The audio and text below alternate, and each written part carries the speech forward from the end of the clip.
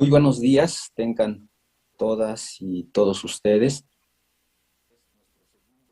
This is our second day for this informational forum for our foreign visitors within our process of recall referendum for the President of Mexico that's going to take place on April 10th of this year.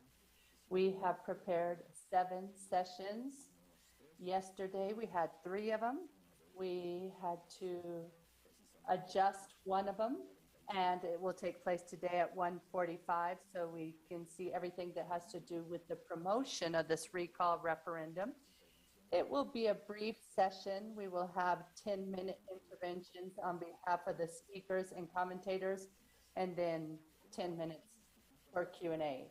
As you know, INE, every time we go through a process, we present an informational forum to be able to share information regarding the preparation and realization of the election. Following this line of thought, we have this forum for the recall referendum. And today, on April 8th, we begin for session 5, which will be moderated by our electoral counselor, Claudia Zavala, and we give her the floor. Thank you very much, Manuel. Good day to each and every one of you. I greet you kindly.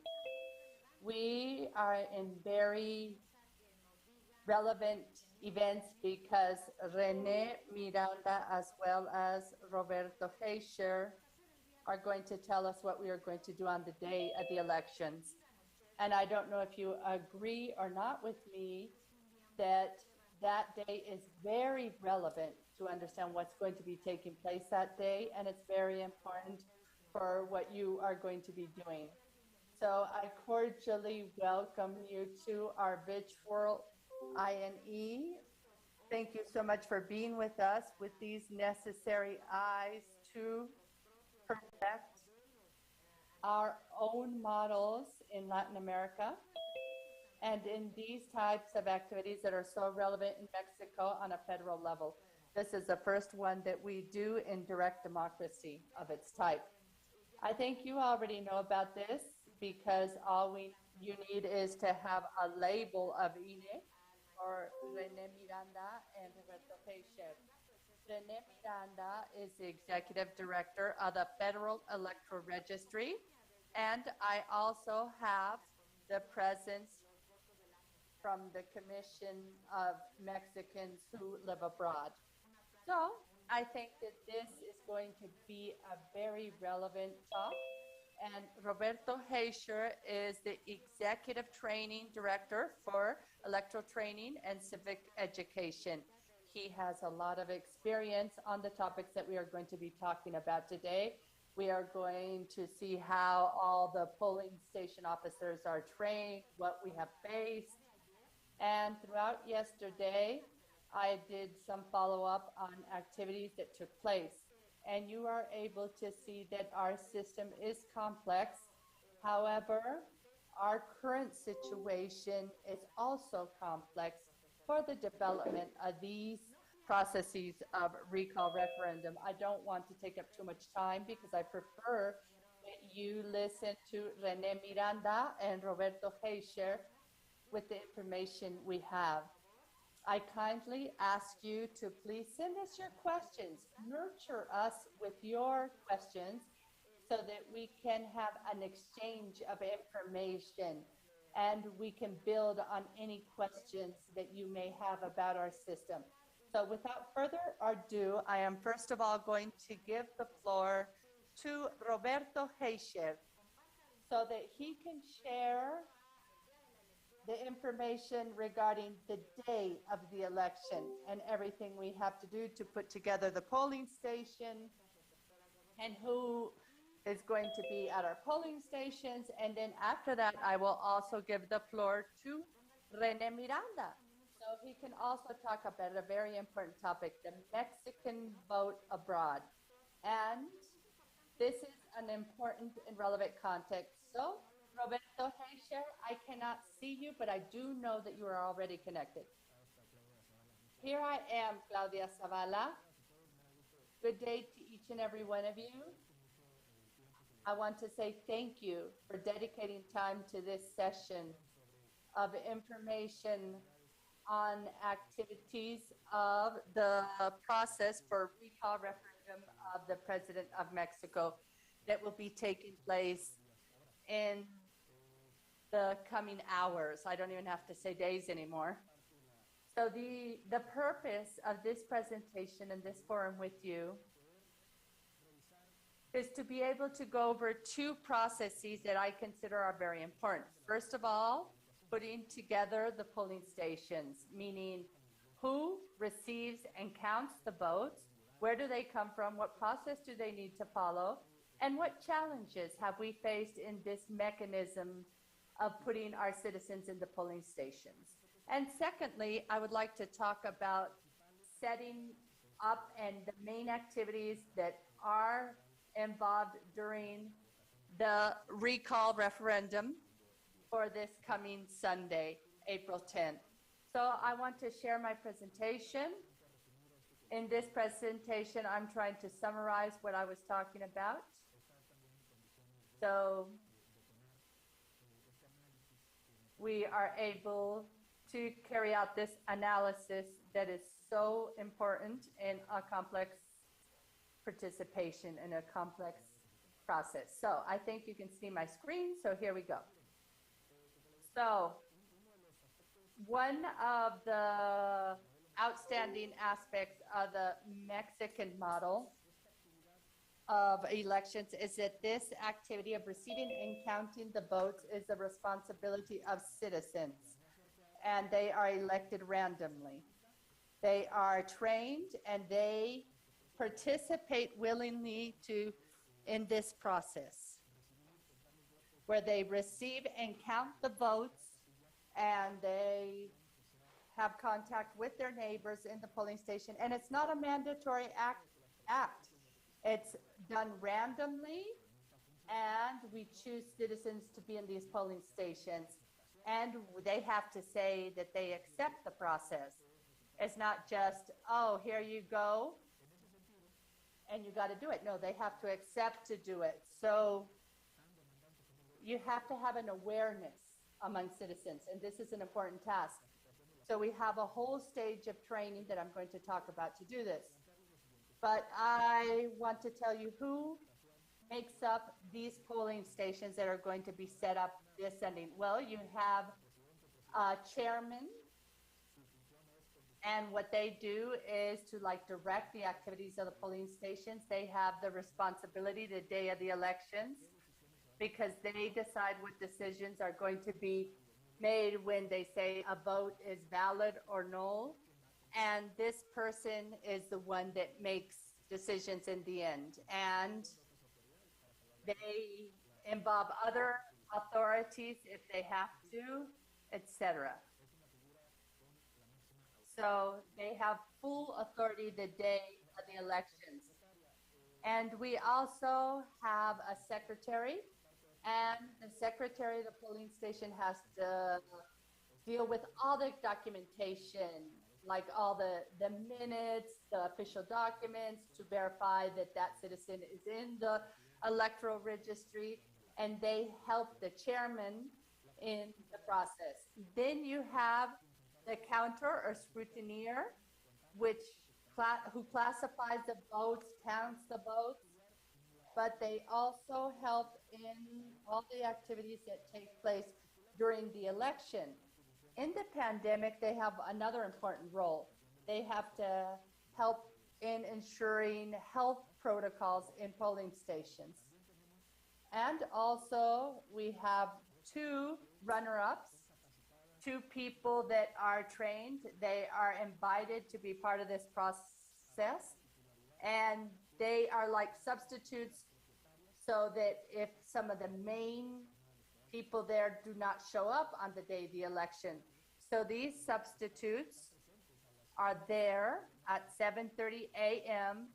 So if it were necessary, they can take on the responsibility for the people that don't show up. So how do we determine who these 5 people are? Well, first of all, it's done randomly.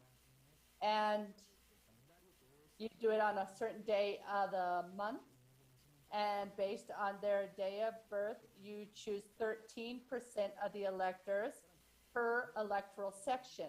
In this case, you can remember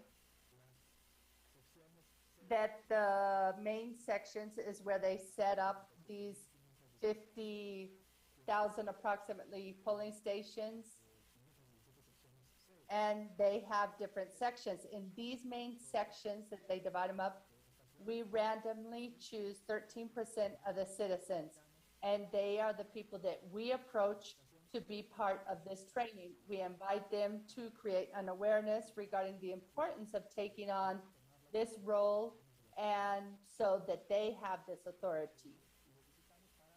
We also visit them to verify that the requirements are met, the legal requirements, that they know how to read and write, that they have a voting ID, that they are obviously part of the Federal Electoral Registry, to make sure that they are not a candidate of a political party or independent political parties, to ensure that they do not represent political parties in electoral bodies, that they are not public servants, and that they have not been suspended with their electoral rights. So, of course, we have to verify that these legal requirements are met.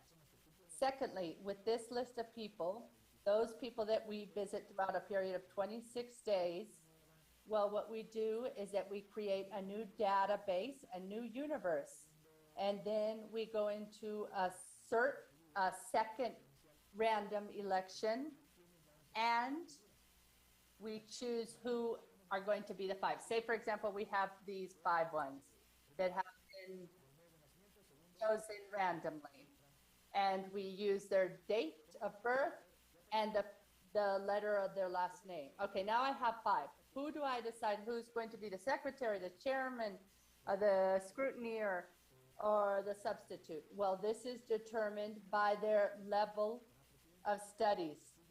The person who has the highest level of studies will be president, secretary, etc., until you fill up the 5 positions for this polling station. These are the basic principles that we use to put together our polling stations. Then we have a second period. After I have visited everybody in my first stage, my main purpose is to create an awareness so they will participate. For this process, this awareness task was very important because everybody knows what an election is. I mean, sometimes every year we have gone to one process after another. We know that they elect to choose representatives, but this is the first time that we have a recall referendum election. So this requires more explanation so they can also understand that it's important to put together these polling stations in this historical event. And these visits have given us very good results. We had more than 200% of the citizens that meet the legal requirements and that accepted to participate in the polling stations. So this is fundamental. It was an incredible challenge because we had to explain more with fewer people. So I will tell you a little about these trainers that we have. So how do we visit 7.1 million inhabitants that were elected, that were randomly chosen? And then how do we train these 280,000 approximately people to participate in the recall referendum? Well, our people from the offices don't do it. There are too few of us. We hire temporary staff that are recruited and hired with proven standards that allow us to choose the best available talent so that they will be with us in this process. So we hire 2 people. We have the electoral assistant trainer, and we call them the CAE. Their main purpose is precisely to create awareness among citizens, notify the citizens about this appointment, train them according to the roles that they will have, and then also give them assistance during the electoral process. And the polling stations have to ask for this support. So these trainers are so relevant that their job is described in the law.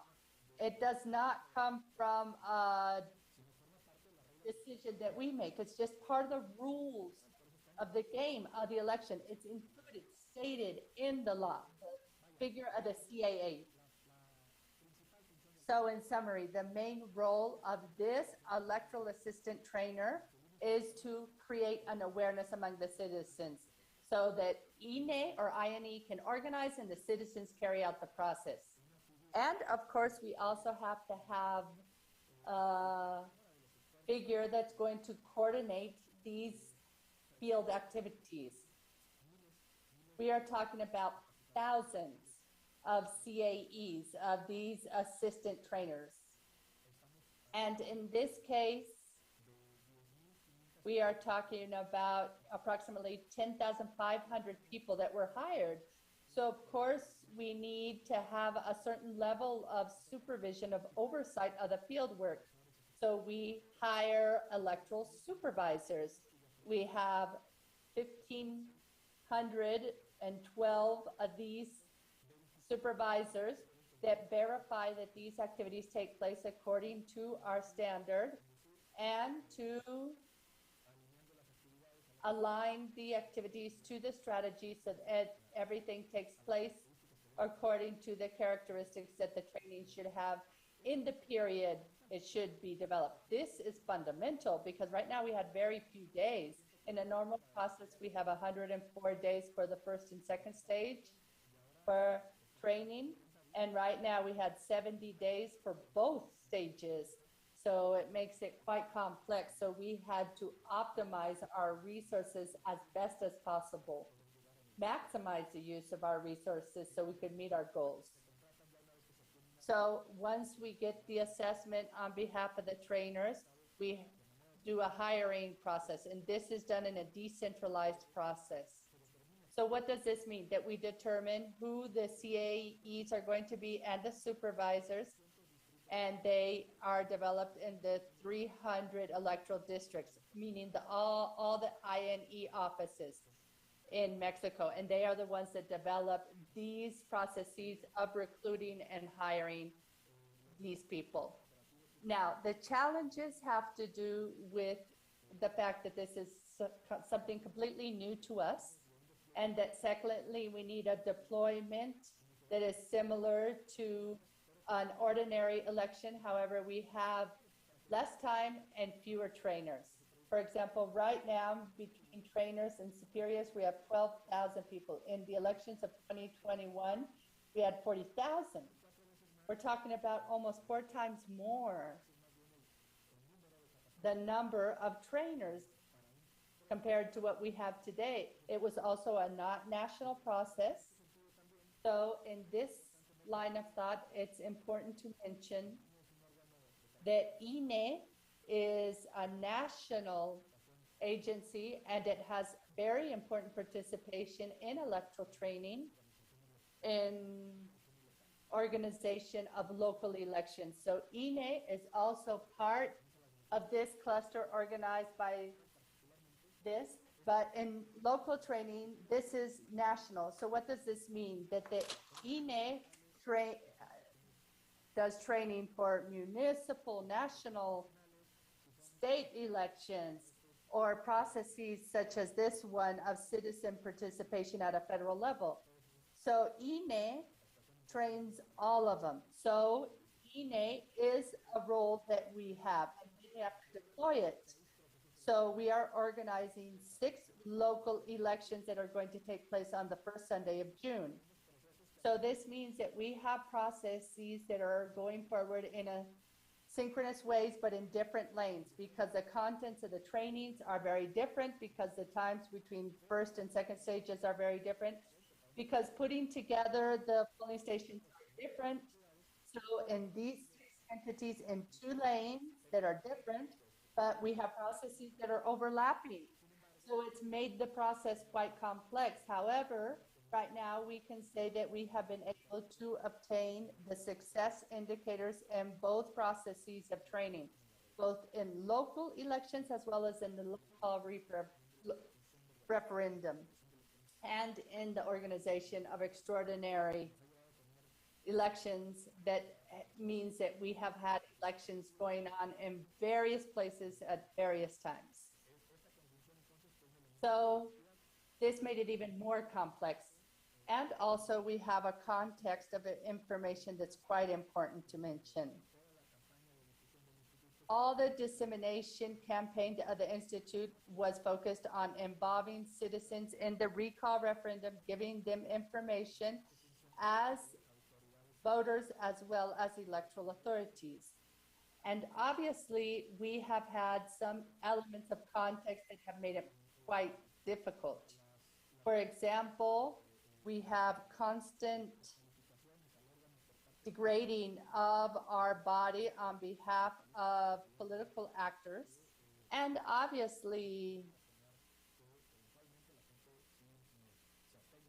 people are avoiding their participation because we are in an environment of conflict. So these have been the challenges. But here is the information that we have. And since this is information of yesterday, I want to see if I can share the system to give you the updated information.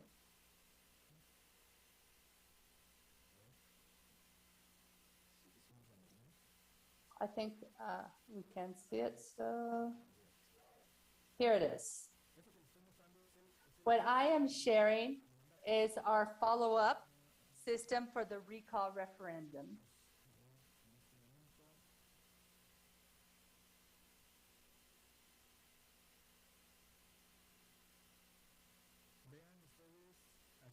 Okay, so here we have the main information. We have all the officers that are required. It's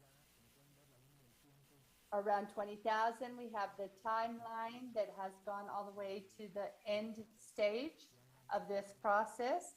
And right now we are just waiting for the day of the process. We have last minute activities, of course. Even though we have reached 100% of our goals, there are some things that we have to do last minute.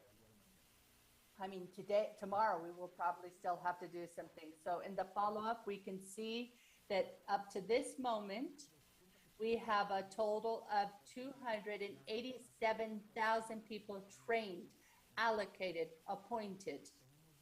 We have a participation in simulations of 95%. This means that we had 275,000 people being trained in like drill processes and simulations. I hope we will reach even a higher number, but look at the progress that we have had in our integration up to now.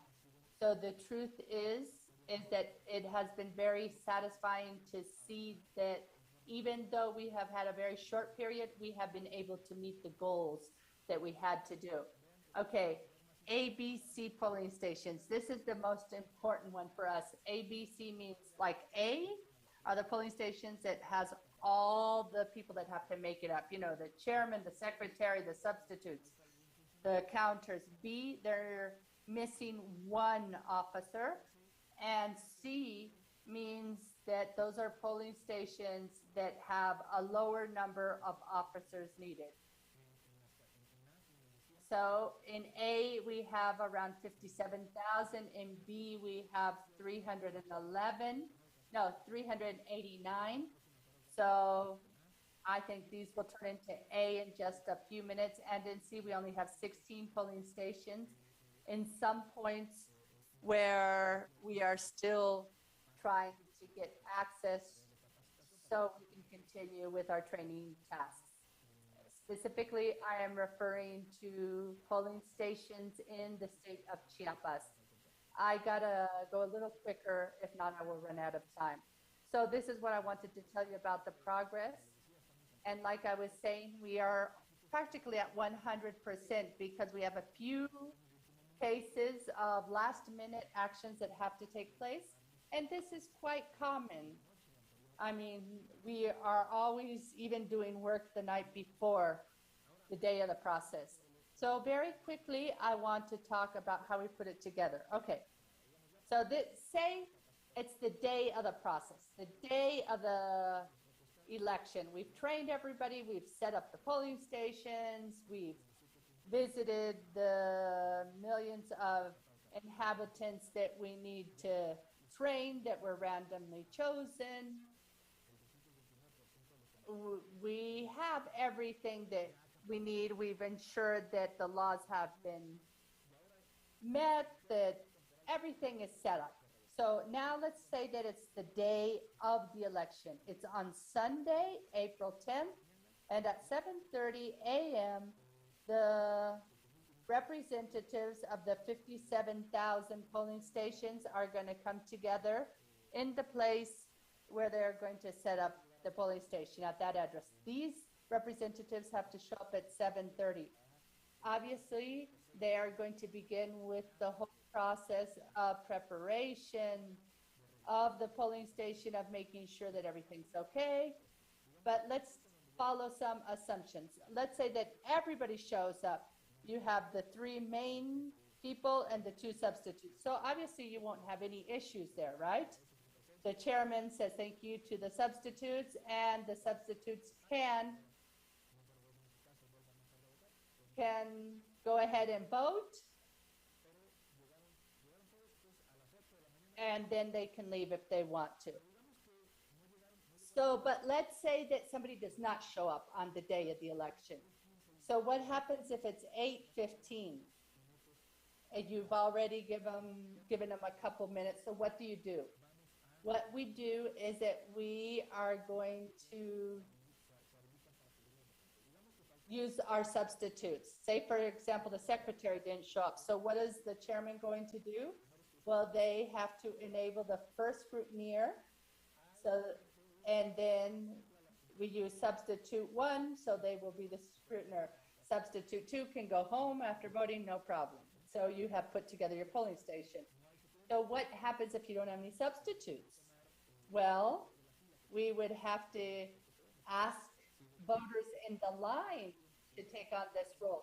So if the substitutes didn't show up and also a member of the polling station did not show up, well, we have to have the 3 people there. So we ask voters in the line to take on this role. They have to meet some requirements. It's not just that they are in the line. They have to know how to read and write. They have to have their voting ID. And their electoral section has to coincide with the section of that polling station. And they can't be a public servant, etc. They can't be a representative of a political party, and they cannot be electoral observers. So you have to make sure that you meet all these legal requirements first of all. We can have a different scenario. Let's say that nobody shows up and that nobody's in the line to put together the polling station. So this is an extreme situation. I've seen it only once in all the years I've worked in this institution, where nobody showed up and there was nobody in the line to vote. So the district board instructs the trainer to put together the polling station with people around there. So the CAE, what he does or she does is go to people he already visited to put together the polling station with citizens. So let's say, for example, that there's an issue of communication and that you can't have quick access to these assumptions of not being able to put together the polling station. If that were the case, the representatives of the political parties can allocate those people that need to meet the requirements that I was talking about. So they have to be there, they have to have the voting credentials, not have any issues as being political party representatives, etc. But I've never seen a situation like this, but this is included in the line. It does happen. So activities that have to do with I mean, everything that happens right before we open our polling stations. So I will talk about the most relevant ones and what we could be facing during this process. There are many activities, so you have to get all the documentation together. Obviously, you have given it to the chairman days before, and the secretary has to count everything to make sure that the ink is there, that you have all the material, the posters, the setup, the tables, the signs, everything that you need to be able to vote. Va a llenar el acta en el apartado de instalación de la casilla, todas estas actividades. And they will conduct all these activities. The law says that at 7:30, all the representatives or the polling station officials should arrive, and that the voting process starts at 8. All these activities in 30 minutes, that's complicated for 3 people, especially if somebody arrived a little late, like 5 minutes or 10 minutes, or there is a representative missing and they have to give explanations. So there is a normal or an understandable delay when it comes to the polling station operation, because many things can happen. What happens is that the law doesn't allow us to be there earlier. They say that we should arrive at 7:30. We shouldn't be there at 7:30, and at 7:30 you should start and you should be done in 30 minutes. And that's something that, in my opinion, is like a reality check. And that means that oftentimes we need to open the polling stations a little later, but that happens one election after another. And we're already used to it. So we try to do it as fast as we can so that we can set up the polling stations, but that's kind of normal. We may open a little after 8 a.m., so that's understandable. And then at 8 a.m., by then, polling station officials must have everything set up, and they open the polling station at 8 or a few minutes after 8. And this is the voting flow. I'll come back to it. The chairman will ask people or voters to show their voter ID and their right thumb so that they can confirm that they don't have any indelible ink. And then the secretary will check that the person is in the electoral roll, and then the person will be, or the voter will be given a ballot, and then the secretary will mark or check the electoral roll with a sign or a stamp saying that the person voted, which also allows us to check the number of voters against the voter list. The voter goes to the booth if they want, which will allow them to vote in secret. We don't have any curtains, by the way, because we need to avoid unnecessary contact with the surface. But the booth will be set up so that people can vote in secret, and also they will be able to cover the ballot with their own body, because the booth is small. It's not very wide. So obviously, after that, the voter will deposit their vote. They will go back to the table, and they will get their thumb marked with indelible ink to confirm that they have voted. And this is all the way to 6 p.m. But at 6 p.m., you may still have people standing in line. If somebody gets at 6 p.m., they can still vote. If they get in line after 6 p.m., but those standing in line at 6 p.m. can still vote, not the ones that arrive later. Something important is that one important aspect is that we're still amid the COVID-19 pandemic, and our sketches and drawings still show face masks, which must still be used, and that we should keep a safe distance. So all these health measures are still valid. After the election, we'll have the vote counting and records of voting results with a series of activities that are stated in the form of results with the ballot count. We're expected to be able to do it faster because we don't have that many choices compared to other elections. We only have 2 choices, and so it will be easier. So we would count votes, and we group them, and we take note of the number of votes in the corresponding documents, and that will allow us to put together the electoral package. And we also must keep records of the closure of the polling station results, and the actual results or numbers will be posted up on the outside of polling station facility. That's basically the initial operation stage described in a nutshell. Obviously, we may have challenges. For example, that applies to special polling stations where we typically see the gathering of many citizens at the same time. Many times they come in groups, in large groups, demanding the right to vote. They want to vote at the same time. But of course, we need to follow a process.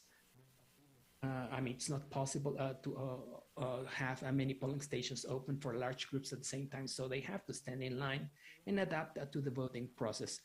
We also expect to have a sufficient number of ballots and sufficient time to vote in these 57,517 polling stations. And as usual, as it happens in any other electoral process, we have measures to be ready to receive 100% of citizens and guarantee the right to vote in a free, authentic, and secret manner. And well, I'm available for questions. Thank you, Mr. Roberto. The truth is that this has been an interesting presentation. I don't know about you, but I believe that it was very interesting. Next, we have Rene Miranda, so he can talk to us or explain to us what the participation of Mexican voters will be, especially those voting abroad. And then we'll have an exchange session. So if you allow me, Mr. Rene, go ahead, please. Thank you, Councilor Zavala.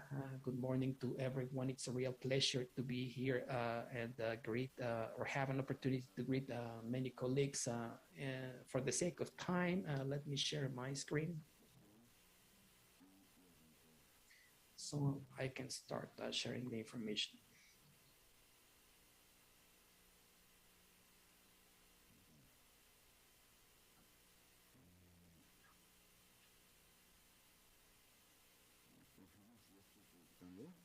Can you tell me if you can see my screen?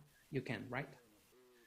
Okay, let me explain. The truth is that this important topic is something that has already been addressed by Mrs. Zavala. And as you all know, INE has been working in many different elections. And we have perfected, or it has perfected the model. As has already been explained. And it's important in this process to give Mexicans abroad to participate in an opportunity to participate in this exercise.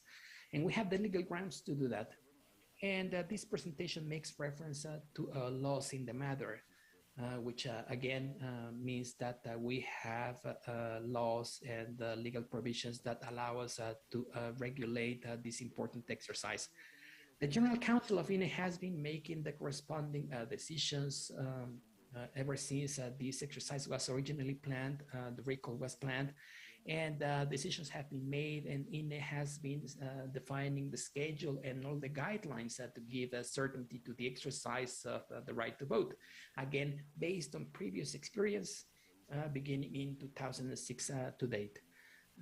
In 2006, we had the first opportunity for Mexicans living abroad or residing abroad to participate in elections.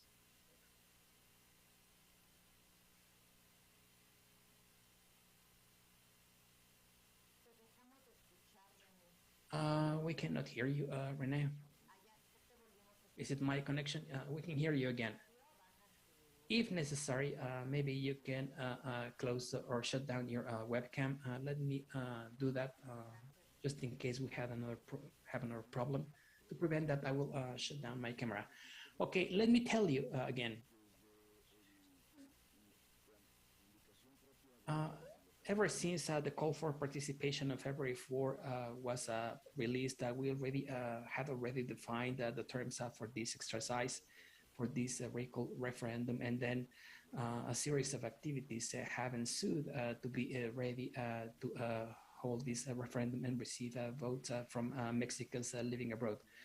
In our law, we have a series of requirements to participate. Of course, you need to be registered previously as a voter. As you all know, in Mexico, INE is already issuing voting IDs abroad, which means that People living abroad can go to our consulates all over the world and apply for their voter ID. We have more than 100 of them worldwide, and all of them will allow you to get your voting ID.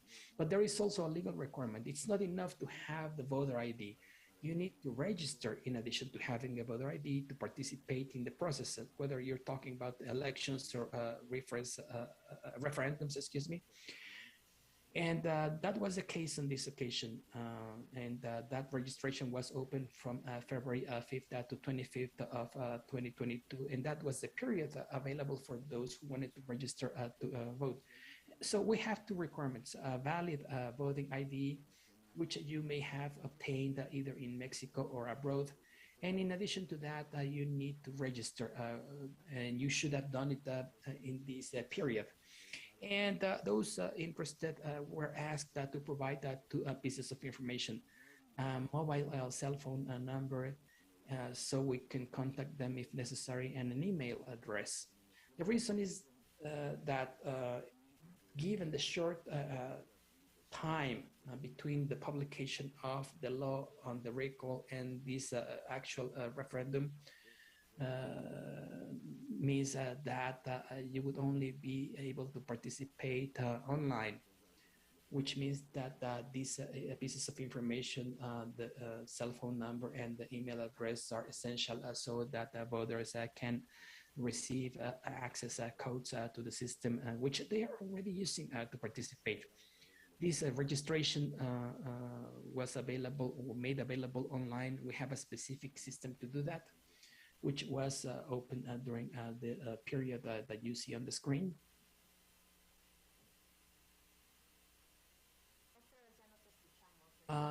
We cannot hear you again, Rene.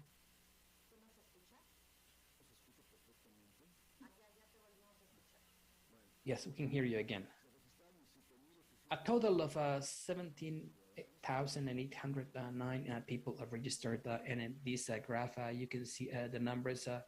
It is no secret that most of the people registering to vote in elections online come from the USA, with more than 13,000 citizens. And then you can also find in this graph their states of origin, which is the usual distribution or the usual composition, including the main states from where these voters come. And that was between the period of February 5th and 25th. Again, beginning on April the 1st, the system opened. We're already receiving votes, and the system will be open all the way to April the 10th at 4 p.m. Mexico City time. That will be the cutoff time, so that the last voters can still cast their votes online. And we're in the final stretch. We're ready, but the point is that this system was in operation since April the 1st. Let me tell you that to date, we have more than 5,000 of these 17,000 people having cast their vote. This was the number as of yesterday, but today we have more than 5,546 votes cast. There's an online vault that is holding all these votes, and we have everything ready in terms of security, cryptographic information, and encryptation of data, so that we can receive all votes, which is something that we always do in our offices in the presence of political party representatives, the media, and even the public, so that we can have the highest level of transparency in our voting exercises. Now, on the referendum day, we will set up or open polling stations where polling station officials will open and close the process. They will also count the actual online votes through a series of programs that will allow us to come up with or generate the tally sheets in the presence again of political actors, and of course in the presence of our foreign observers who are cordially invited to witness this process.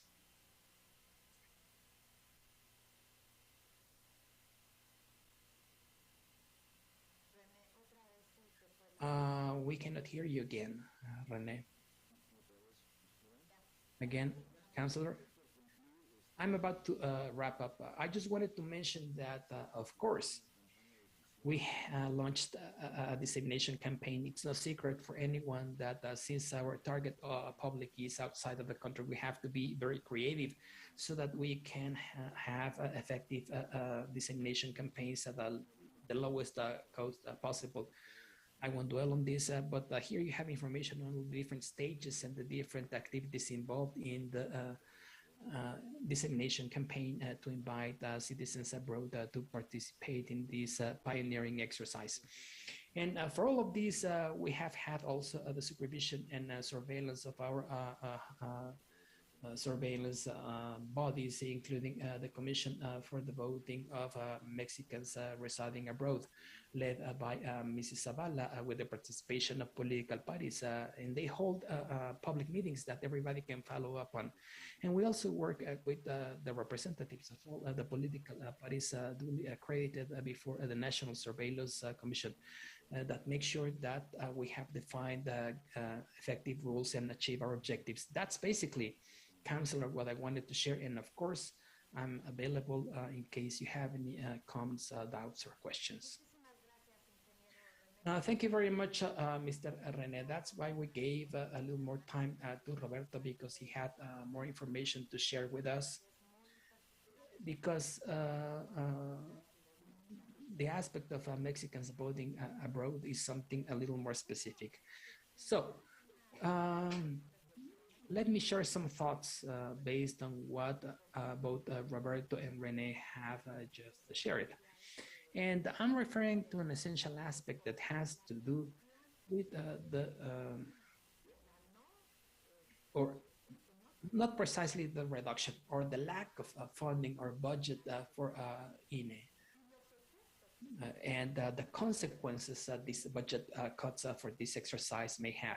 If you look at what Mr. Haysher just said, he said that we had less time on this occasion, fewer electoral trainers, fewer electoral supervisors, and the major challenge, which had to do with the novel nature of the exercise, because we had to train in a short period of time all these officials or people involved without any previous knowledge about referendums. And obviously, we also had to appoint polling station officials, which is not something desirable for any democratic process. And it's not desirable because that involves major challenges for institutions like ours. In the Mexican case, our participation in electoral processes by citizens is voluntary or involves a voluntary participation. I mean, citizens won't face any consequences if they fail to fulfill this duty, which makes it even more complicated, because it's essential then, or thus, to raise awareness among citizens so that they volunteer to participate as polling station officials. And this is one of the consequences. Again, we had a shorter period of time, and that also involves costs in this election.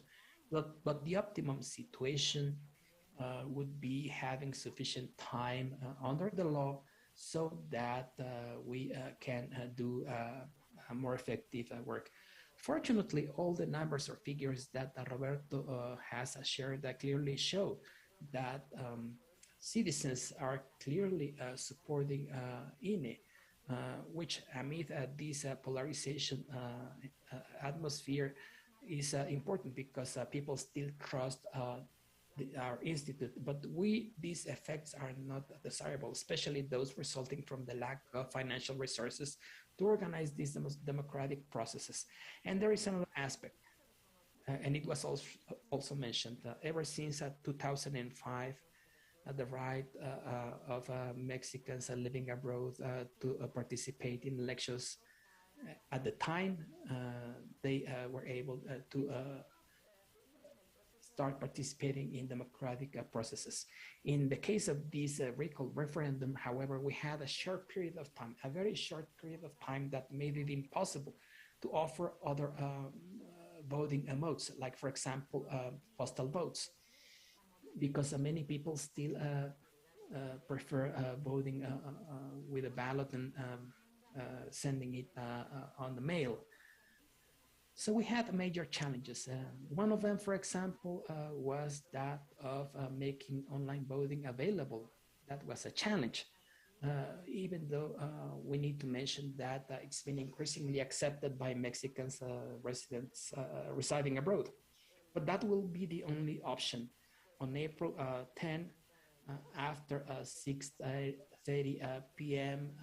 Mexico City Central Time, you will be able to witness all the process of receiving these votes. As of yesterday, we had 29% of participation compared to the original number of people registering. But that required previous work because given this polarization atmosphere, we had very little time to encourage people to get their voting IDs if they didn't have one, so they could vote as explained by Mr. Rene. Because there was a process. They had to register and they had to follow a procedure in addition to having a voter ID. This we did because this not only involves the INE. We need to work in this case with the Ministry of Foreign Affairs of Mexico, which is the agency that has contact or direct contact with embassies and consulates with targeted dissemination campaigns to encourage people to register and obtain their IDs if they don't have one and cast their vote. Now, you may see this number a small number because we're talking about 17,809 people registered to vote online. That may seem small compared to the large number of people we have in Mexico, especially considering the actual number of people that already have a voter ID abroad, more than 1 million. But you have to understand that we have only a short period of time from February 5th to 25th to encourage and invite people to participate. So considering the short time and these limitations, I believe that we had a positive response from people residing abroad. So that's all I have to say. And I'll stop here because I already can see some comments and questions. The first question, which is, I think, for Roberto, and then I'll allow Salvador and Erasmo to make a comment, is this. What is the reason why there is so much interest among citizens to participate as polling station officers? Why are they so interested? That is asked by the Electoral Board of Colombia. And we also have a question by Mrs. Villalba from Paraguay. What do you expect when it comes to cleanliness and security when it comes to this recall? Because you have predominantly a single political party present in polling stations, and almost almost all the rest of political parties are absent or will be absent. In this polarization atmosphere, how can you ensure this will be a clean election?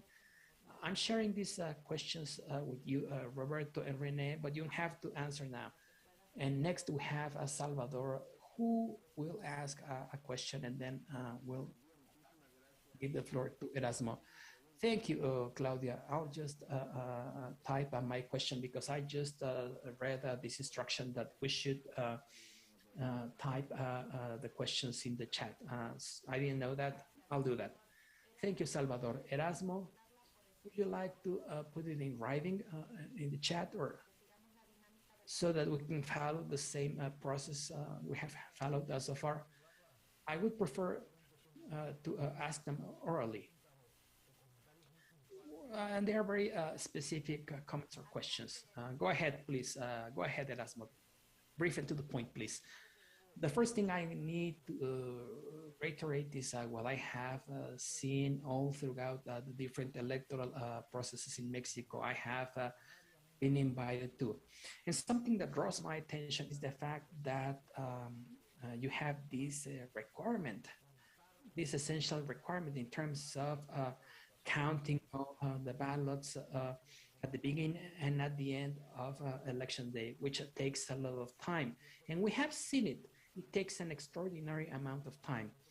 And frankly speaking, this is something that we believe is not effective. I'm talking about this requirement. Just a comment. I know that these are illegal provisions or legal requirements already established, but in Panama, let me tell you that ballots are initially received, and if there is any excess number of ballots, they are burned to avoid conflicts. Another thing that draws my attention is that despite these financial limitations in this electoral process, you were able to recruit or more than 200% of the original number of polling station officials you need. How have you been able to do that? And finally, regarding voting for Mexicans residing abroad, I believe that annulling the possibility of voting by mail was a good decision. And I say it because I'm a supporter of online voting, and I believe that's the future direction of electoral processes. And I believe that it is time for more developed countries in the region like Mexico, Panama, and others create these special options for those who can and want to vote online, even inside the country, even within our countries. So I would like to hear from our presenters what they think about it. Well, thanks a lot, Erasmo. Let me give the floor to Roberto and Rene in that order so that we can proceed with the responses, and then we will continue with the rest of the questions. Go ahead, Roberto. Thank you, Councillor, and thank you to everyone for your questions. Well, let me see. I believe that there is an important aspect to highlight when it comes to the Mexican model, which is this participation of citizens, high level of participation of citizens. It's a complex issue because Mexico is a country with a significant demographic characteristic. In the case of democratic countries, of the 13 largest countries that have a democracy, Mexico is the only one following this method with voluntary polling station officials, which is not easy. That makes things more complex in two aspects. Number one, you need to convince people to participate. Number two, you need to train them in connection with processes that are complex. I mean, they are not electoral experts, but the processes are complex because they are often made complicated by the law itself. So you have a series of procedures that you need to follow, and I'll come back to some mentioned by Mr. Pinilla. Now, when it comes to the interest of citizens to participate as polling station officials, well, in this case, there's an element that I need to mention. I believe that we should refer to the presence of electoral assisting trainer. This mechanism is acting as a bridge between INE and citizens. And let me stop here a little because there may be multiple factors involved in the interest of people in participating in polling station facilities. I believe that one factor is that people trust INE. According to the National Geography and Statistics Institute, which measures this type of aspects, according to them, the INE is the most trusted body or institution among Mexicans, and only the National Guard and the Army are above INE in terms of trust, which is key for citizens to express and their interest in participating in electoral processes. But we also have the electoral trainer, which is an important mechanism. The persons we hire as electoral trainers are usually from the same locality, neighborhood, or community, so they know their neighbors, which means that it's easier for them to engage in a more horizontal dialogue, and they don't see, citizens don't see them as authorities, and it's easier for them to engage them in these processes and in democratic processes in their community, even though it's not easy. I mean, it takes us 104 days in a typical electoral process. It takes us 50 days to convince a sufficient number of people to participate. Now, but in this case, people have supported and they have decided to participate. Many of them have said, and I'm saying this without sufficient econometric data, but in my experience, I've seen that many citizens say that they want to participate because they want to protect the integrity of INE, which is something recent. We haven't seen it in previous processes, but we have seen it more recently, especially maybe because of this polarization process mentioned by Mrs. Zavala. When it comes to clean elections, of course, the presence of political parties will always be an important element for the efficiency and transparency of the process, because you have more people observing the process, and it streamlines the electoral process. But this lottery system we have to appoint citizens guarantees that we will pick ordinary citizens as opposed to political party members or the like.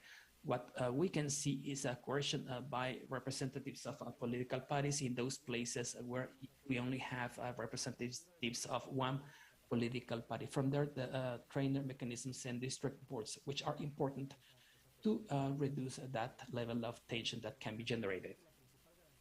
But I think that the main guarantee is the confidence that the citizens have because they make up the polling stations. And also, like Erasmo was saying, the formality that our electoral process has, it hasn't come free.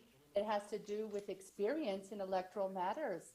It comes from practices that we have seen in previous decades where we had to count the ballots, because if not, you had more ballots in the ballot boxes. So we have all these elements.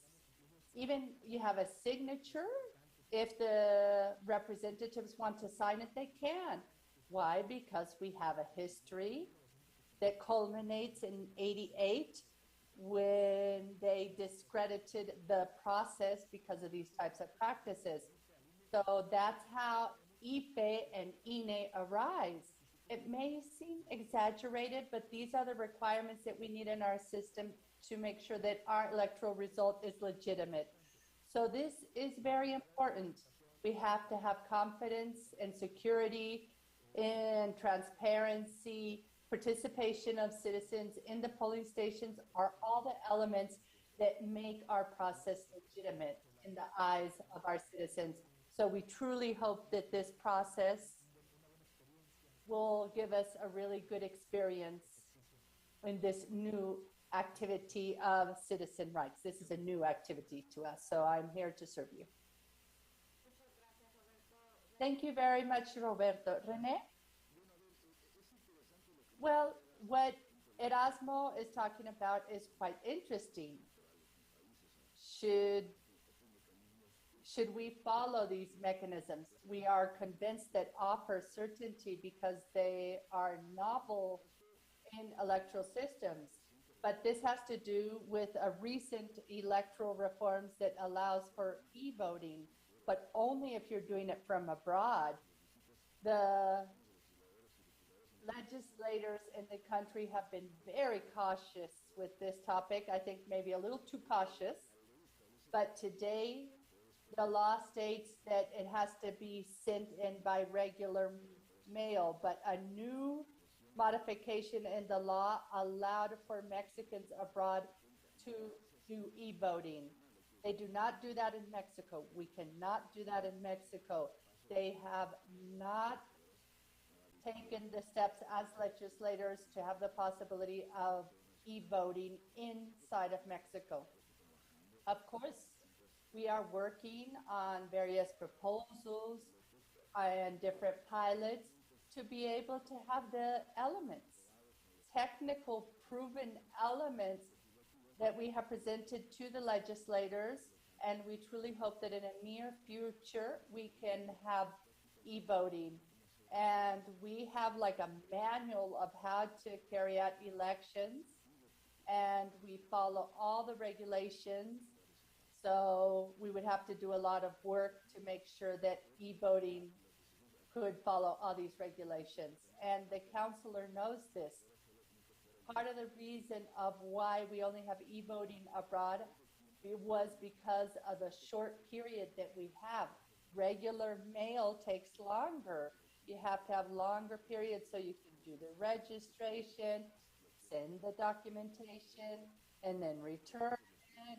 And sometimes mail can take too much time.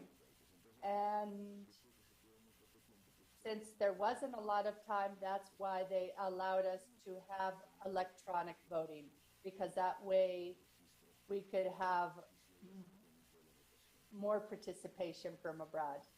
So, of course, we are going to continue working to have electronic voting in the future. But right now, the law in Mexico does not allow us to do any type of electronic voting except if you are abroad as a Mexican. Thank you. I would like to add about the interest of citizens to participate as polling officers.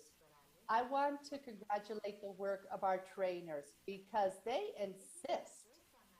They adapt their work to the citizens, because in the city, many of us leave our house so early and come back late, and the trainer asks you, at what time are you going to be home? I mean, they find all options possible. For example, I was chosen in this process for the recall referendum, and unfortunately, I cannot participate in the polling station because I would love to do it.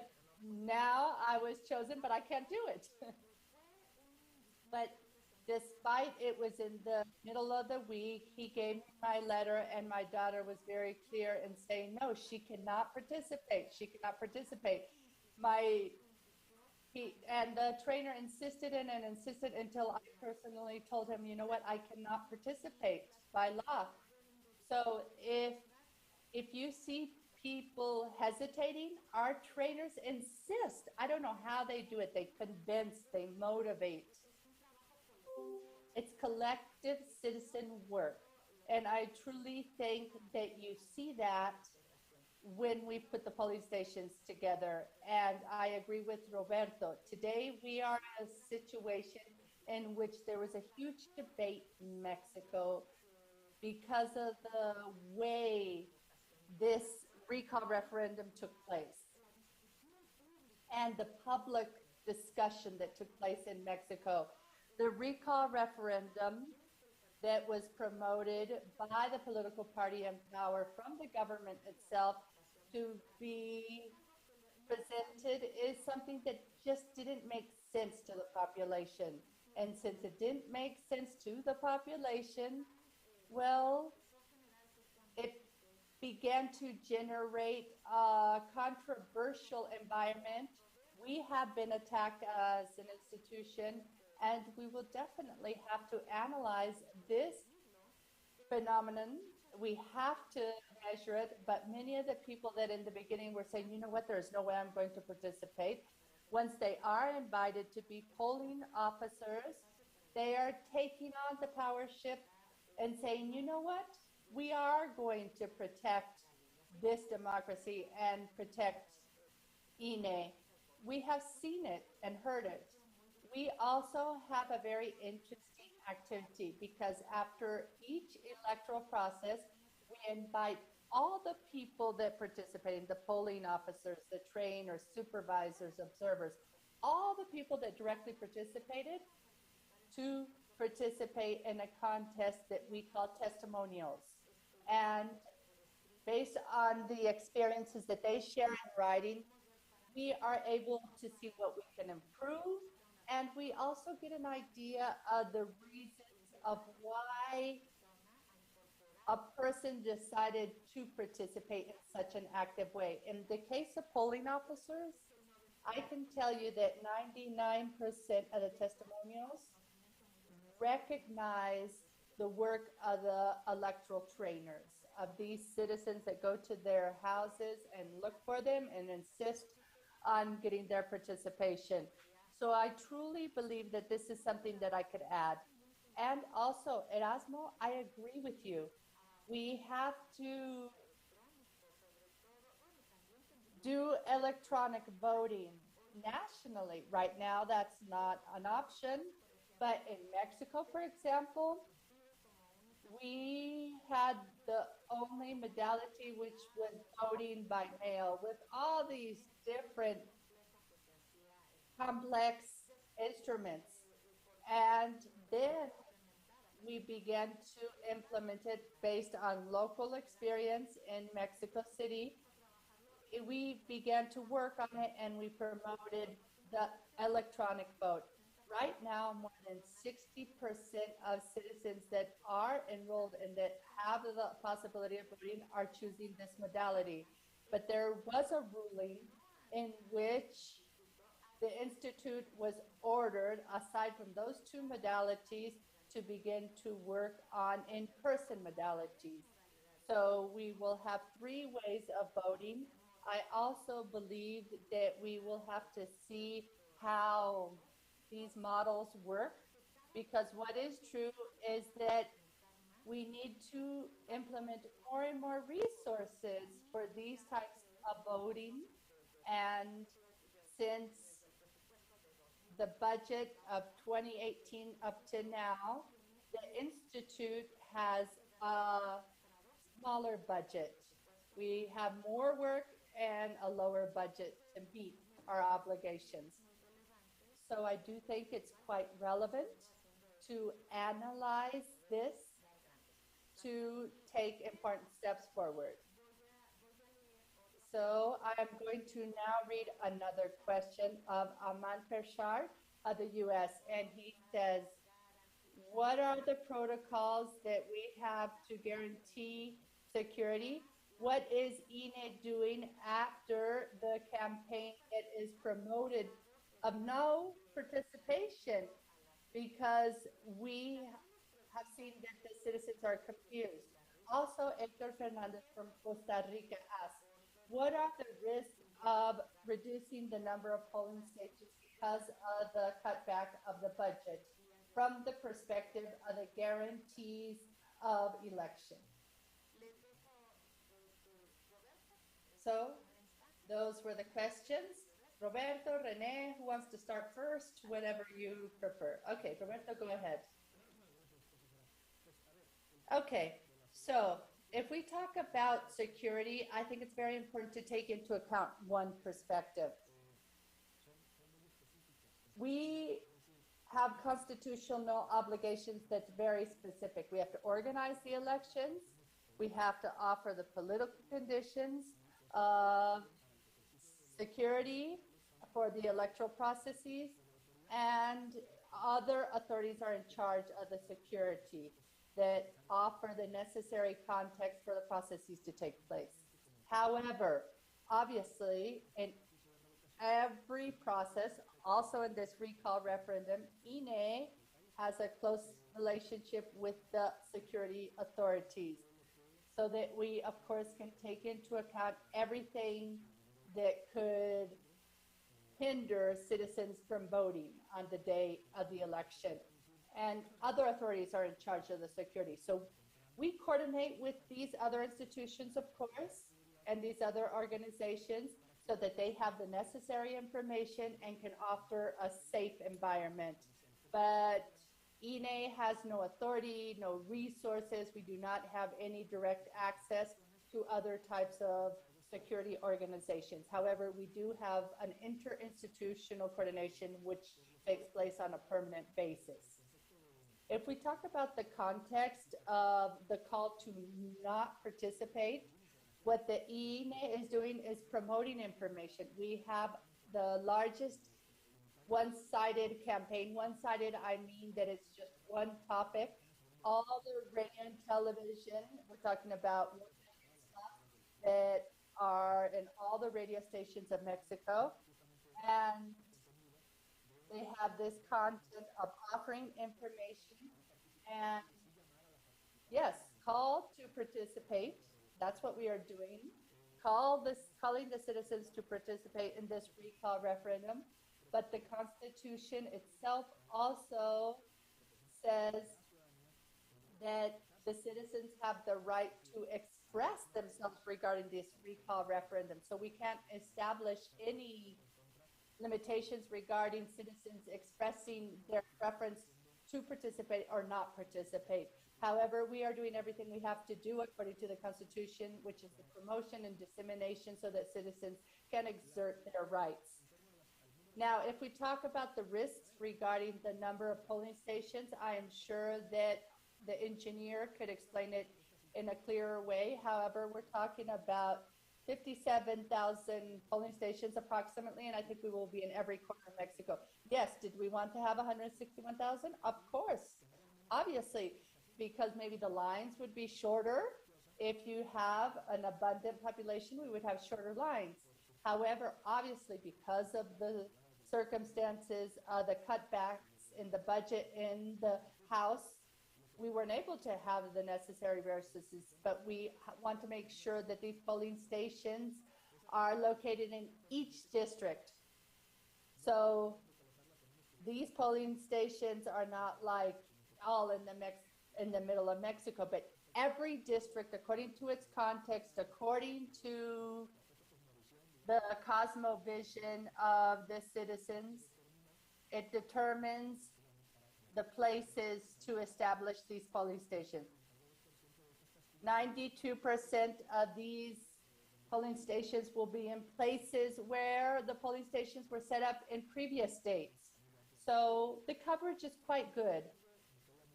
Yes, there is a risk of long lines if we have an important participation. That would be my comment regarding that question. Thank you. Rene, the floor is yours. Roberto, I think he included very clear information. So I just would build on by saying that this campaign that we have seen is normal when you have contrary standpoints. You have people say, do not participate, and it's normal because there's a polarization. And I think that what INE has done, I apologize, I lost René's audio. Déjeme apagar mi video a ver si es. Okay, I'm turning off my camera. Can you hear me? Yes, we can hear you again.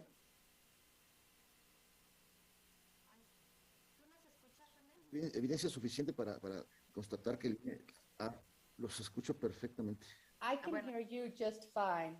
Okay, you can express your idea again.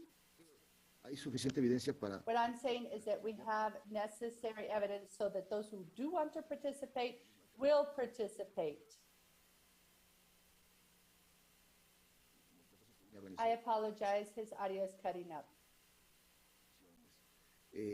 Efectivamente el tema de que haya Yes, there are a fewer number of polling stations. Ideally, we would like to have the same amount of polling stations set forth in the law, but INE did not define this. We did not have the necessary resources. But what we have done, like Roberto said, is to locate the polling stations geographically distributed in the best way possible. 80% of citizens are going to be voting in a very nearby section to their normal voting section. I apologize, his audio has cut out once again. René, we can no longer hear you. ¿Ahí me escuchan? Ya, ¿Me ya escuchan? volvimos a escuchar. Sí, ya Okay, we can hear you once again.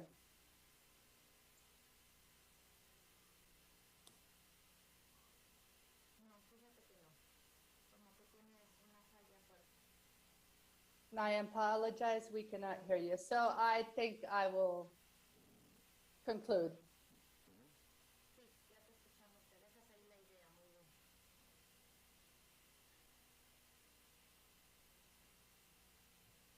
Bueno, fíjense que tengo otra pregunta. Okay, I have another question that I wrote down.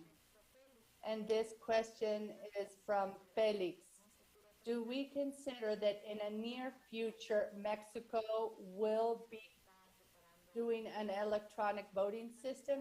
Is INE preparing for this?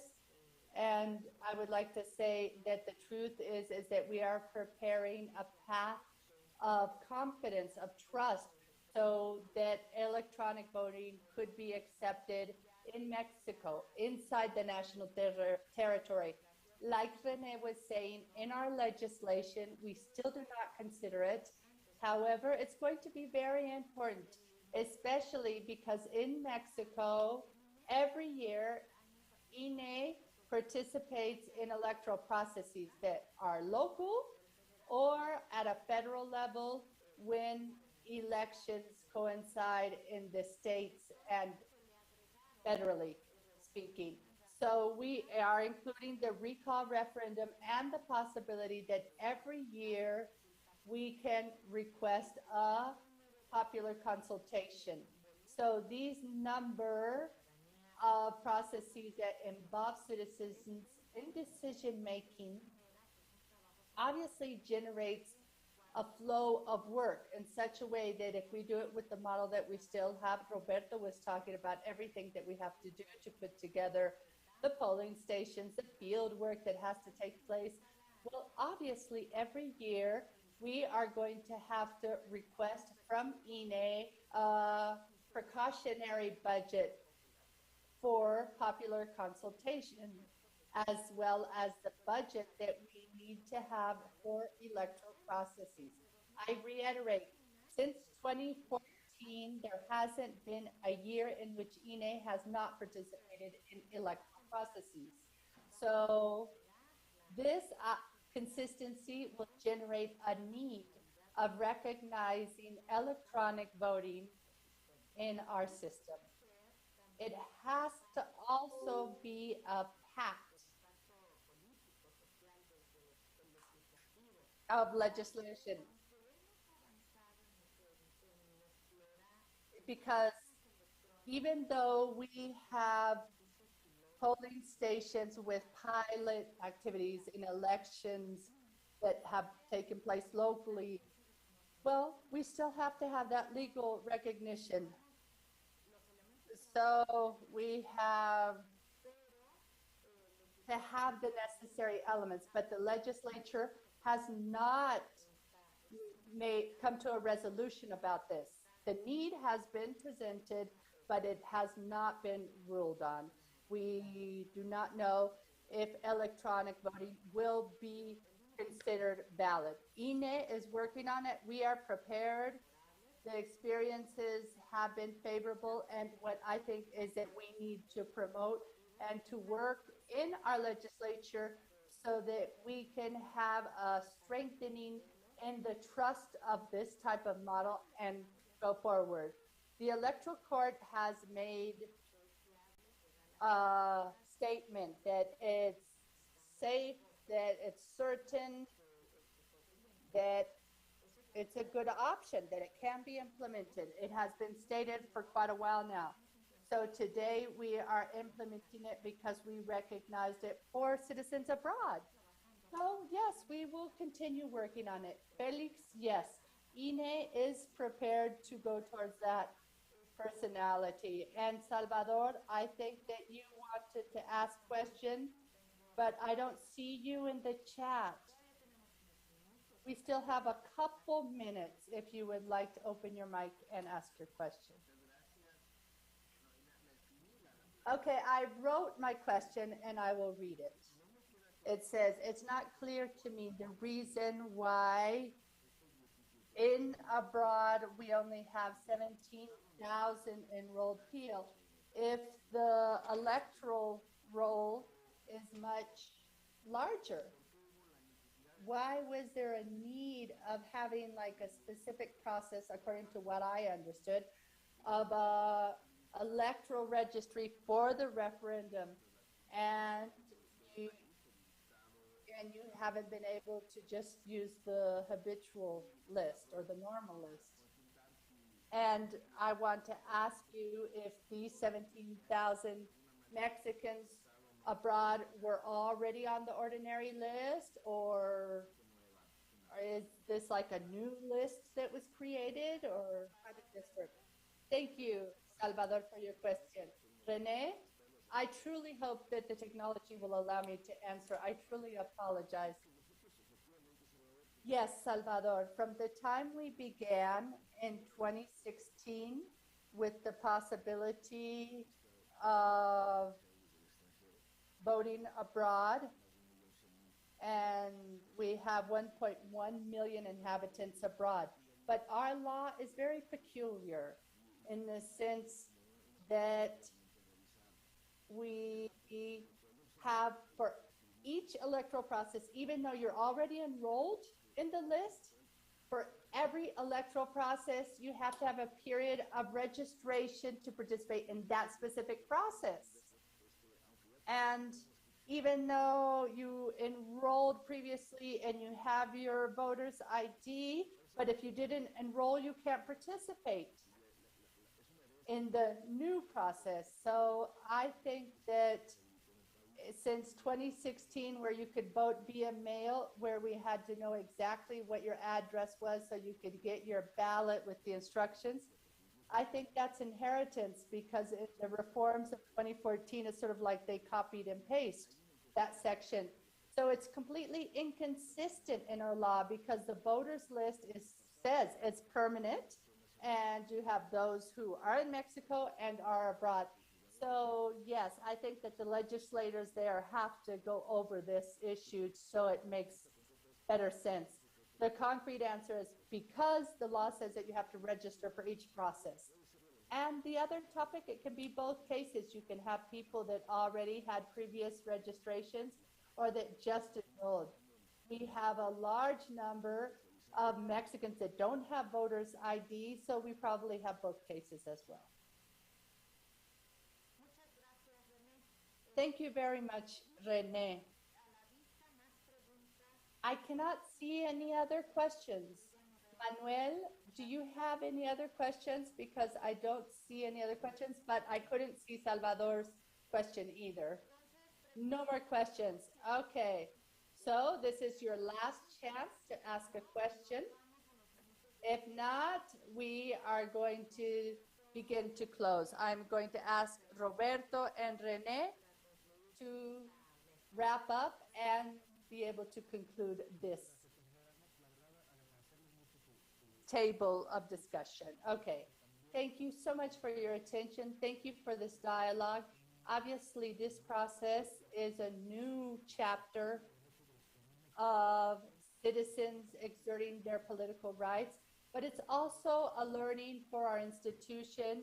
It's a chapter of assessing democracy that will be necessary to use in the future. An element that we can anticipate as successful is this process of citizens taking over this public arena. And I truly hope that citizens continue in this participation with the elections. INE sets everything up, but those who carry out everything and the elections themselves are the citizens of Mexico.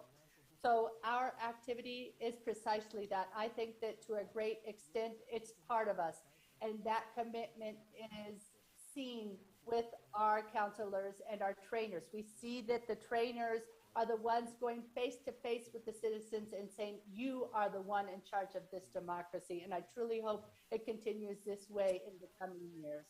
Thank you very much, Roberto, Rene. Well, thank you all so much. And the relevance of observers is undeniable. For us, it has been so relevant. And in this specific case, because it's such a new process, it's even more relevant. And INE has always tried to follow its rules, and this is not the exception. So we will continue on. You have been our allies in the dissemination and promotion of these types of processes in Mexico. So, and as you can see, we have been working hard so that citizens can participate. It's not easy. It's not easy. Just like our counselor Zavala stated, when you have a universe of more than 20 million Mexicans abroad, any model implies risks regarding promotion and cost. So what we have built, I think, allows us to participate. And let's not lose sight of the fact that what the Institute promotes is to guarantee rights. And I think that we can be sure that today we are guaranteeing their rights, and we need to continue motivating our citizens to participate in public policies in Mexico and outside of Mexico. So thank you very much for your attention, and thank you very much for your comments. Thank you, Rene. I personally also want to thank you for your support and your participation. I truly want to say that the political and social moment that today's Mexico is going through and INE is going through as an autonomous and independent authority that has been able to promote the exercise of electoral and political rights to renew powers in a peaceful manner in Mexico, well, today becomes more important than ever. And even more important is your participation or your participation with your foreign eyes for two reasons. Because in Mexico, we should know that we're being observed when it comes to fulfilling our democratic duties, because your eyes are critical, and your eyes can identify strengths but also weaknesses. But also that will help us to improve always these foreign guest observation missions allow us to improve our processes with new perspectives. We are convinced that you're strong partners, and we value your support to Mexican citizens that back the INE. I'm sure that our citizens will lead by example when it comes to political behavior amid this polarized environment. But your support is really important for INE. So we feel that we have your support and your backing. I want to thank Manuel for his participation and the organization of these forums and this particular moment of support with all your experience. And again, I want to reiterate my gratitude and our availability in all our leadership areas. In anything we can help you, because as you may have seen, we have top of the line people, professionals that wear the INE hat. Yes, it will be a long and difficult day, but we'll succeed. Thank you a lot for this opportunity. And I truly hope that you can have a good rest of the day. Thank you, welcome, and we'll stay in touch in this important moment for Mexico and INE. Councilor Zavala, thank you for your kind words and your availability and time. And the same goes to Mr. Haysher and Mr. Miranda. Thank you. And let me tell the participants that we'll resume our sessions in 5 minutes with our sixth session.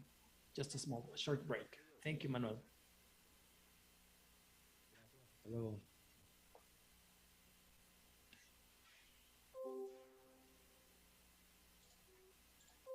Listo, ya salimos.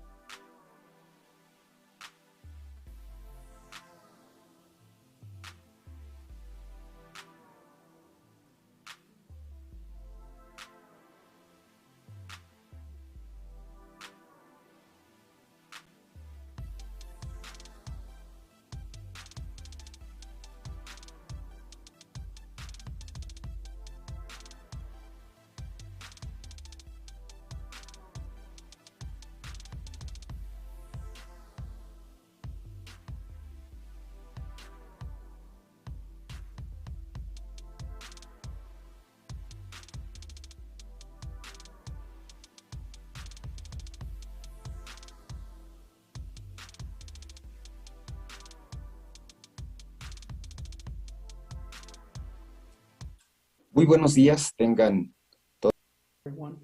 Good morning to everyone. Let's resume our activities with this international forum for foreign guests in the framework of the recall referendum for the President of Mexico, which will be held on April 10 this year. As usual, the Mexican or the National Electoral Institute always schedules these sessions to provide first-hand information to all foreign visitors interested in our election processes. On this occasion, we have a total of 98 foreign visitors from 25 countries accredited. Now, session number 6 will be moderated and commented by Councillor Carla Humphrey. You have the floor, Councillor Humphrey. Thanks a lot, Manuel. Thank you for this invitation. First of all, I would like to thank all our foreign guests for joining us and expressing their interest in this unprecedented recall referendum, the second process of its nature in the country. The last one was in August.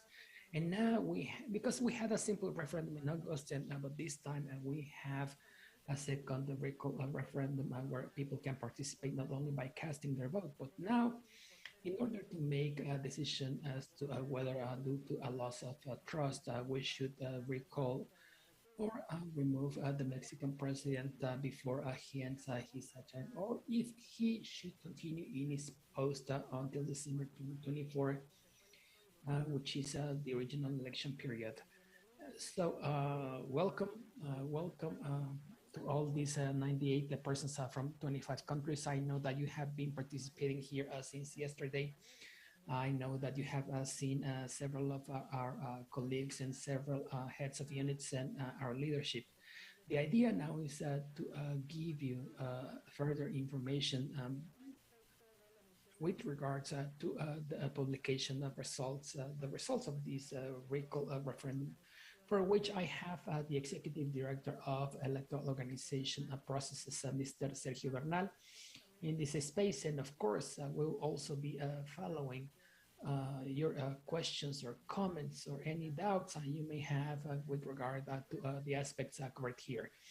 Very briefly, I would like to say that to begin with, this process in particular became part of our constitution in December 2019. And the law was more than 454 days late.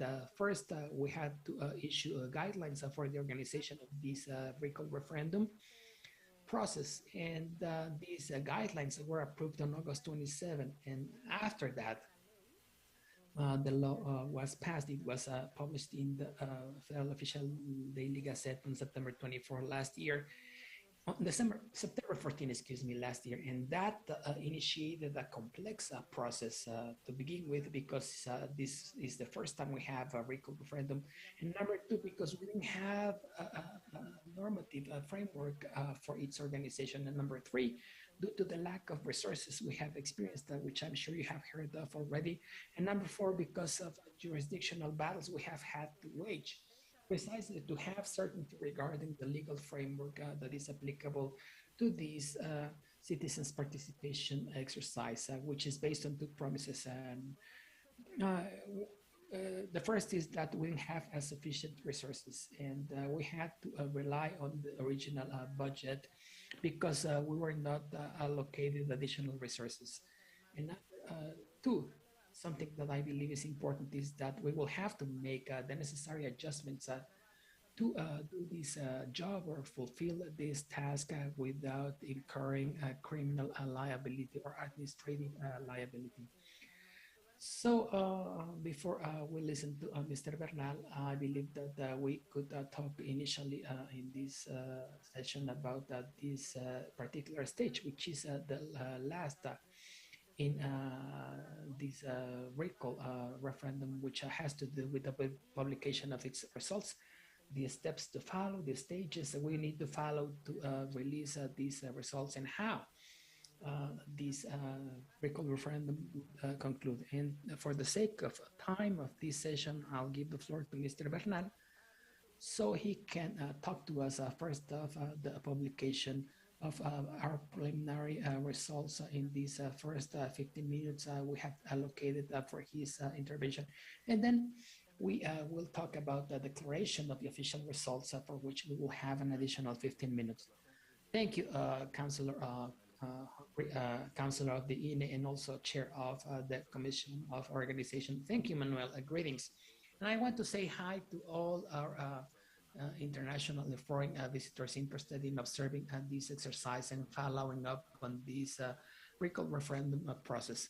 First, I want to say that I am honored, like the rest of INE, of the National Electoral Institute. I'm honored as a member of INE and as a Mexican citizen to see your interest in this civic participation exercise, which is a part of the DNA of our institution as part of a broad spectrum that is globally known, especially because we will have people observing what happens in this country. So I'm honored to have you here.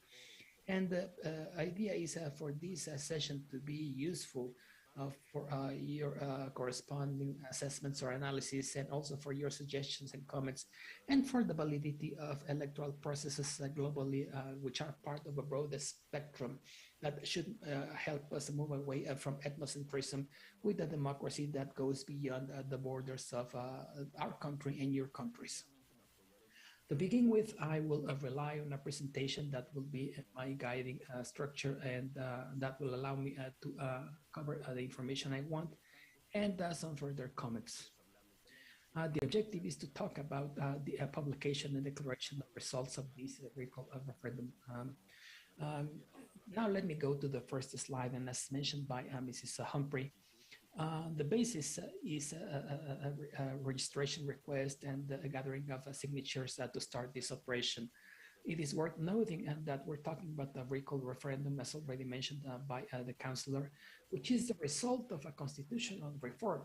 And that constitutional reform defined the peculiarities of this participation exercise for citizens so that they have a chance to impeach or recall the president prior to the end of his actual term due to loss of trust.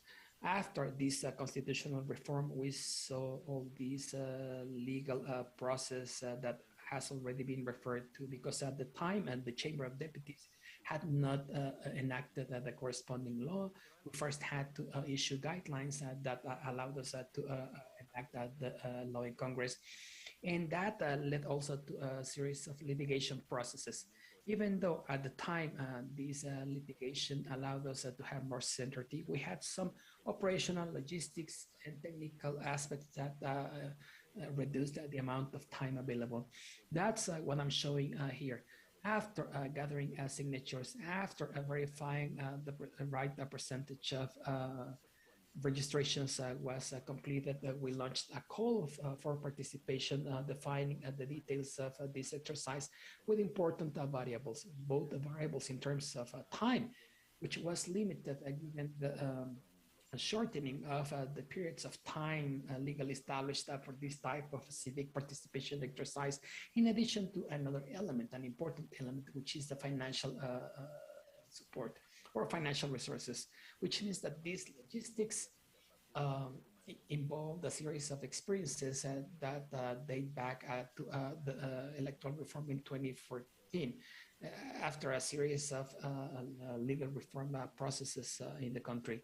And that included electoral process experiences amid the pandemic, where we had the largest election amid the pandemic in the history of the country, and then another election 2 months later. These experiences allowed us to design some elements more accurately. Even though I'll talk about the results are generated once results are obtained in each of the different polling stations.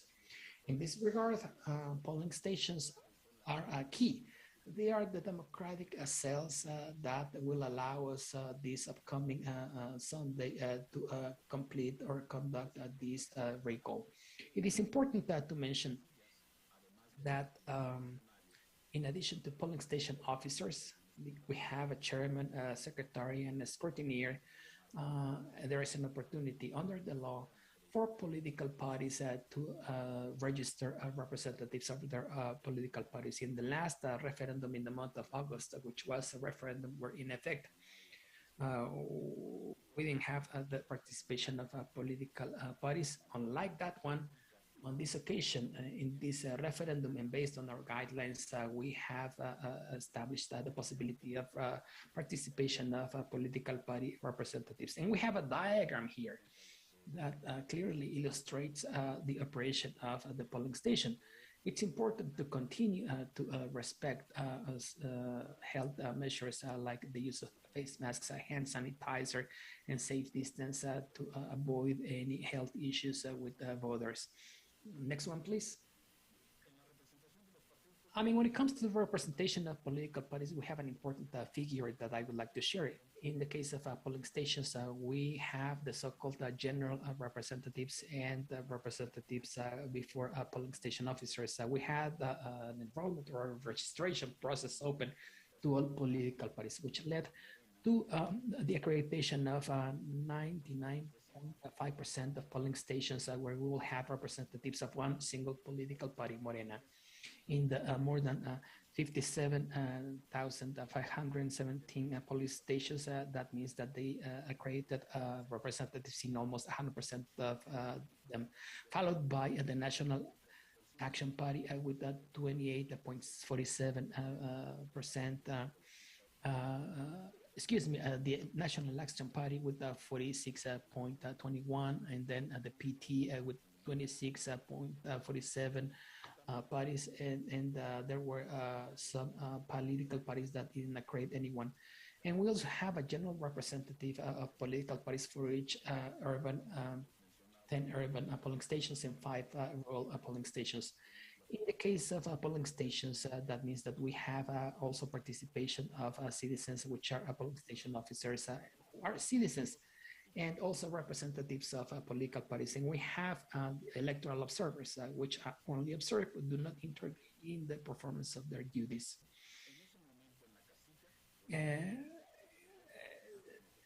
Amid this context, we have the release of results, because at polling stations on this upcoming Sunday, voting will conclude at 6 p.m. or until the last person standing in line at 6 p.m. has voted. So it's not that strict. We need to assist the last person standing in line at 6 p.m. That's when the voting process ends, and that's when the counting of votes and tallying of votes in the polling station takes place. You know what it is about. The idea is to calculate or count the total number of votes, in this case, yes or no for the recall referendum, identify annulled ballots, and fill out the tallying sheets, which will allow us to figure out the final result. Even though it's preliminary, it is part of what we call a quick count, which will allow us to provide the key elements so that we can release preliminary results, initial preliminary results. And as you know, a quick count is a statistical process designed with the idea or with the aim of estimating the current trends when it comes to the final results of an election. Based on a sample, it's a probabilistic exercise based on science and statistics to be able to provide the results publicly, which will be available in confidence intervals. In this regard, the quick count will take information from a sample of polling stations and the results, which again are a part of a quick count, a preliminary count that shows trends. To this end, we typically have a committee of scientists that are the ones defining the sampling method. And this committee is not made up of officials from the INE. They are experts in statistics and other scientific areas, and the idea is for them to select the sample. Now, the sample was defined and published for a total of 1,870 polling stations, which is a sample that includes all the scientific elements necessary that allow or that will allow these scientific experts to give the quick count results. This sample, once it is designed, it is notified to the structures that are part of a sample. That will be done tomorrow. So that once we have the need to account the results, the persons involved in the corresponding polling stations can participate in this structure, which is an expanding or structure. At INE, we have 32 offices, one for each state capital, and we have 300 districts, each of them with an office. Geographically, you may remember that we have more than 2 million square kilometers throughout the country. In these 300 district boards or offices, we have hired operations personnel that follows up. They are assisting trainers that will follow up on elections or the recall, and they will be in charge of going to these 1,830 polling stations of the sample to gather the information so that the polling stations, including the sample, can provide information. And this information will be gathered based on the tallying sheets and the scrutineering process of the polling station with communication of results via cell phones with a key information element. In other words, there are security measures to prevent any biases or tampering of the results. In that moment, the technical committee, once they receive the sample results of these polling stations, will be in the position to provide the quick count results. Once the advisors and the technical advisors determine or conclude that they have sufficient information to do the estimates, they will share this information with the secretary of that committee so that in addition to the results, they can release information on the participation of citizens in terms of percentages and the confidence intervals. We estimate that this information will be available to the head of the INE so that it will be made public between 6 and 10 p.m. with estimated or an estimate of results. It's important to mention that these results that were received from this sample of polling stations will be calculated or estimated with scientific rigor. And that will allow us to know the percentage of citizens' participation and the number of people that voted yes, who voted no, and that would be the quick count. Even though this information would be released on Sunday night, after the quick count, we will continue with the process for each of more than 57,000 polling stations. We have gathering or data collection processes that will allow us to compile or put together electoral packages that will be sent to the district electoral board warehouses, depending on their geographical distribution. And these storage areas, just like we have a general board, we have a local boards and district boards made up of officers of the institute and citizens themselves, and representatives of political parties. In this regard, they would receive these packages, and that's where the actual count will begin. And that process will be taking place as packages are received in the 300 district board offices. Our estimate is that based on the latest referendum last month of August, that packages will start arriving, considering that polling stations close at 6. They would start arriving at 8, 9 p.m., which is where the count will start on Sunday. And in the rest of the day of Sunday and Monday, considering we have a large country, all the packages would arrive, and that's where district board offices and groups would count the votes, and they would submit the information to the headquarters and with the coordination of local boards. That would allow us, allow the General Council to approve the corresponding agreement to release publicly the voting results all throughout the country.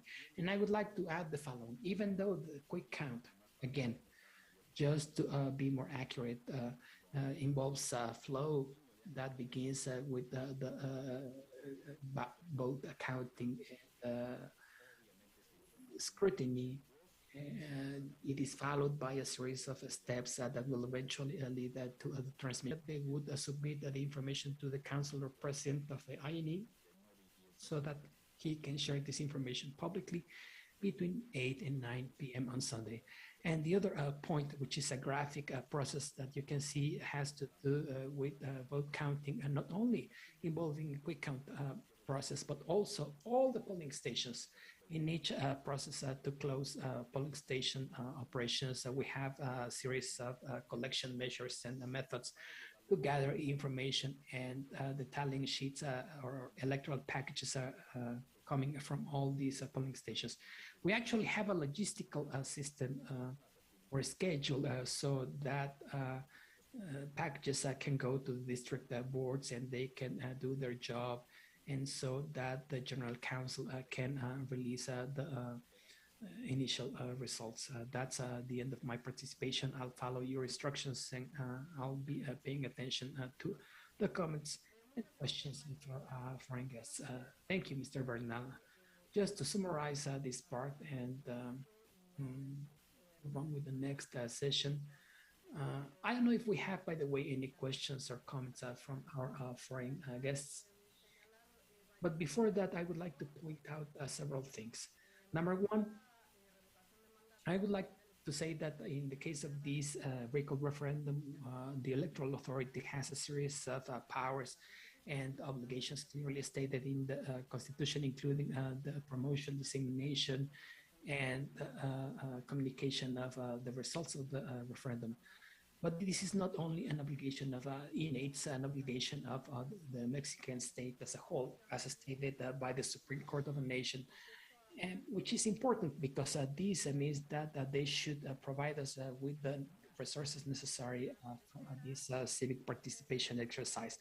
Number three, as already mentioned, we will install 57,517 polling stations, which are more than the previous referendum, because we will have 300 special polling stations which were not available in the last referendum. And in addition to electronic voting from residents living abroad, which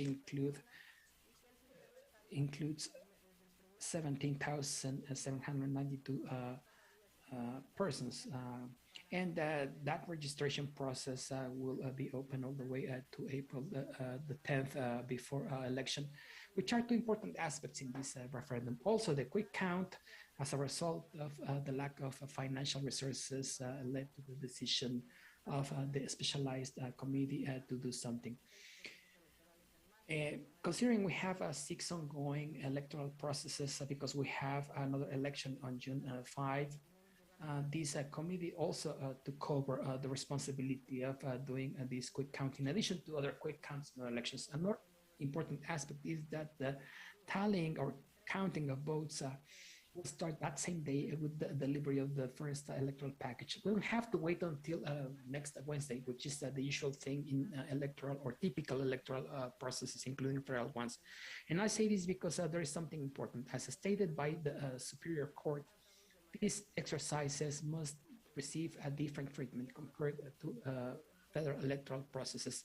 Yes, we need to abide by constitutional principles such as certainty, legality, transparency, certainty, but clearly we, in this case, can fully use our powers in a different manners. I mean, we're not trying to copy the electoral law when it comes to the implementation of this direct civic participation process, which opens a door to streamline these processes, especially in terms of cost reduction through the use, for example, of technology in different parts of these processes. For example, when it comes to organization of these processes, we have lots of projects and experiences in terms of incorporating technology in different stages of electoral processes and civic participation process, not only when it comes to the voting, we're not talking only about electronic ballot boxes or voting machines, but the different stages of electoral processes that can be aided by technology so that they can become agile and shorter in more control. For example, with the delivery of electoral packages, because we have a tracking system to know if they were delivered or not. For example, as of now, we have 95% of electoral packages of materials in the hands of those who will act as chairs of the polling station boards. And as stated by Mr. Bernal, we also have all the officials we need, and we are called on political parties to appoint representatives in polling stations on election day. There is a political party that has almost 100 has a representation of almost 100% of people in polling stations, which is Morena, and the others are not there. But everybody should participate. Also, this institute trained more than 287,000 people to work as polling station officials. And we also printed 94 million ballots. And we also determined where we are going to have the polling stations according to electoral sections.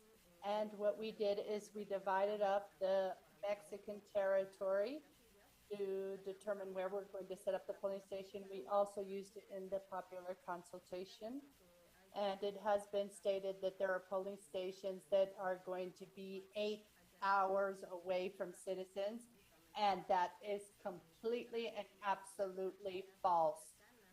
The polling stations will be nearby, not as close as the previous electoral process. We had 161,000 polling stations. However, we have worked hard so that citizens can easily locate their polling stations, and then they can go vote on April 10th. I don't see any questions in the chat. And I don't know if you have any questions. I know that you were asked to write your questions in the chat. And I think we also have a WhatsApp number for your questions. Yes, in the WhatsApp of your phone, there is already one question. Okay.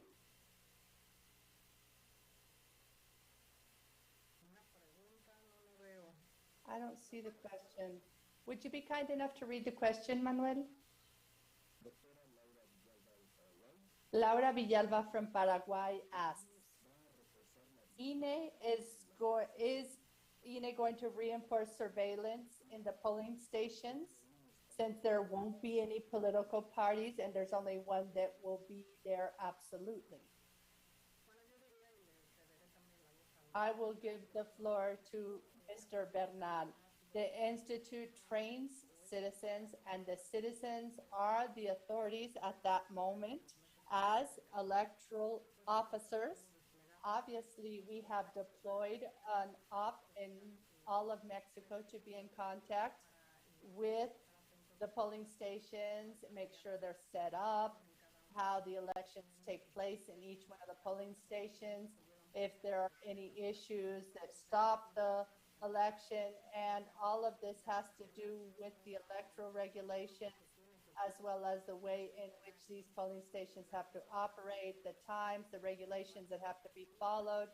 And we are going to have the same mechanism that we used in the electoral processes to be in contact with our polling stations and know if any irregularity comes up and see if we have to resolve anything as a central authority, or in its case, also ask that the security institutions back us up if we need it.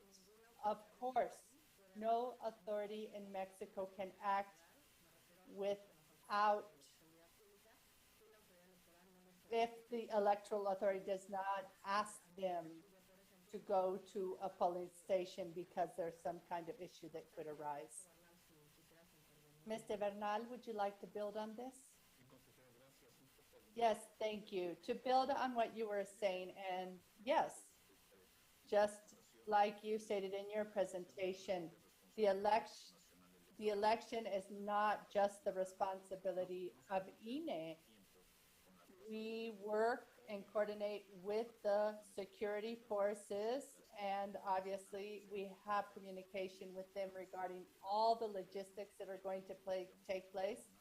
And we may identify certain areas and we reinforce the security there, but what's important to mention here is that you do not have police officers in these processes. It's a civic activity, it's a civic celebration, and it's a citizen participation.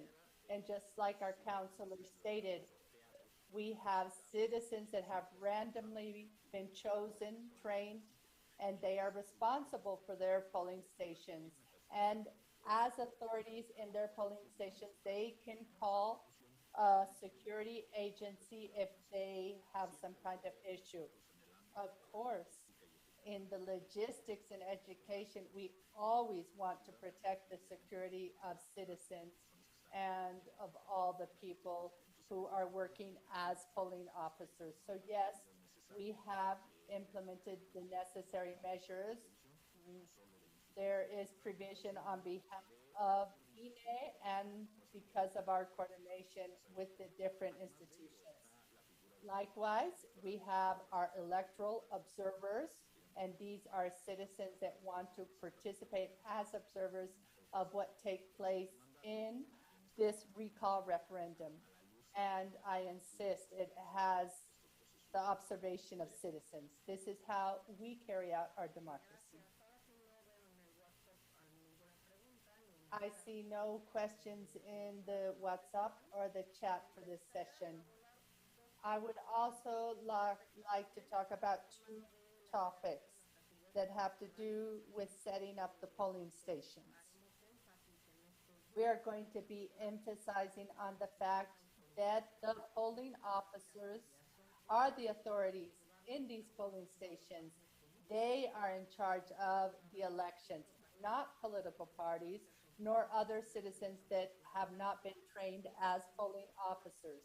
These polling officers are the authority that day of the election where they're going to receive the ballots for the recall referendum. So we will reinforce this message that they are the ones who are the authorities. Our neighbors are the ones who determine, according to the training that they've received and according to the law, how the civic participation has to take place for this direct democracy. I am sure that you have been in contact with information regarding the tension that exists in this recall referendum. And I think that it's quite clear who the authority is and who can promote this activity. This is INE, the electoral authority, which is present in a local and national way. This is set forth that way in the legislators in our Constitution and law. It states that the only authority that can promote this activity is the electoral authority.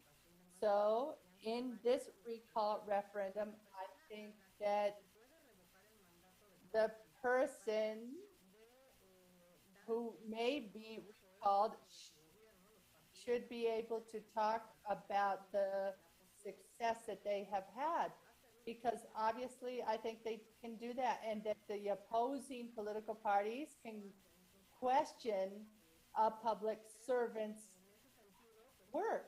So in that sense, I think that after this activity and in a gradual and timely way, we should go over our regulation regarding this recall referendum to see which topics have to be revised in the face of future recall referendums.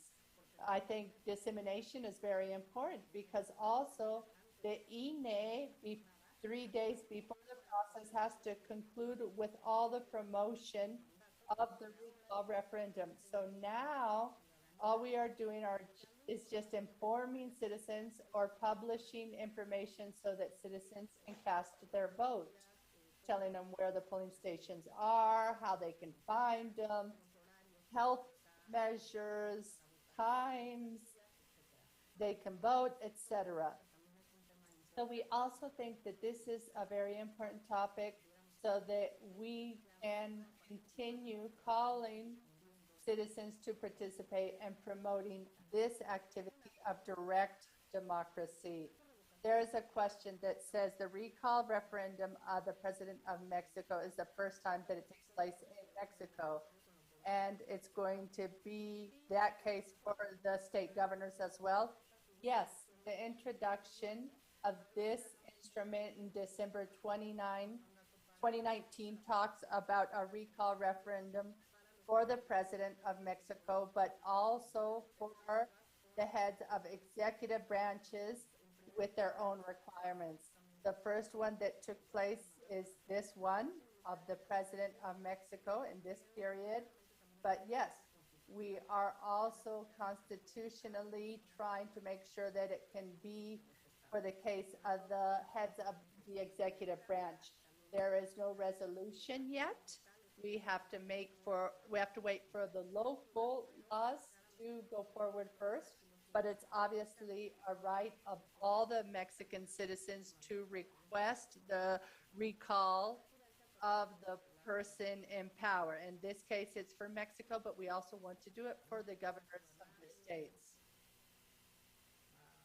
Consejera, si me permite abundar con el tema de los I would cómputos. like to build on the calculations to be able to close this presentation, and that way we will have time for any questions that may also arise.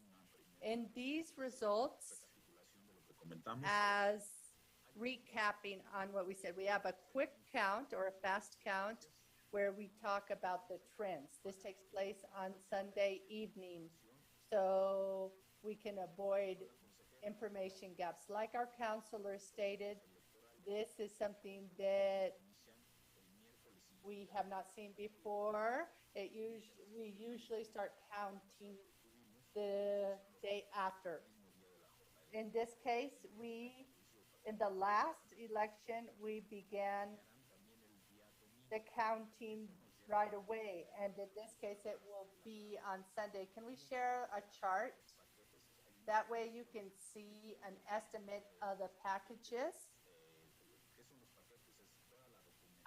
Packages refers to all the documentation, meaning the ballots, the votes that are sent to the electoral districts. This is the estimation of time that we have. In the bottom left corner, we have Sunday, the beginning of the day with the times. And we're talking about after 18 hours where the curve goes up. And after 24 hours, we think that on Sunday we will have 52,000 packages. This is a calculation. I'm sorry, this is the time that we had in our popular consultation. This is the historical information that we had in the popular consultation.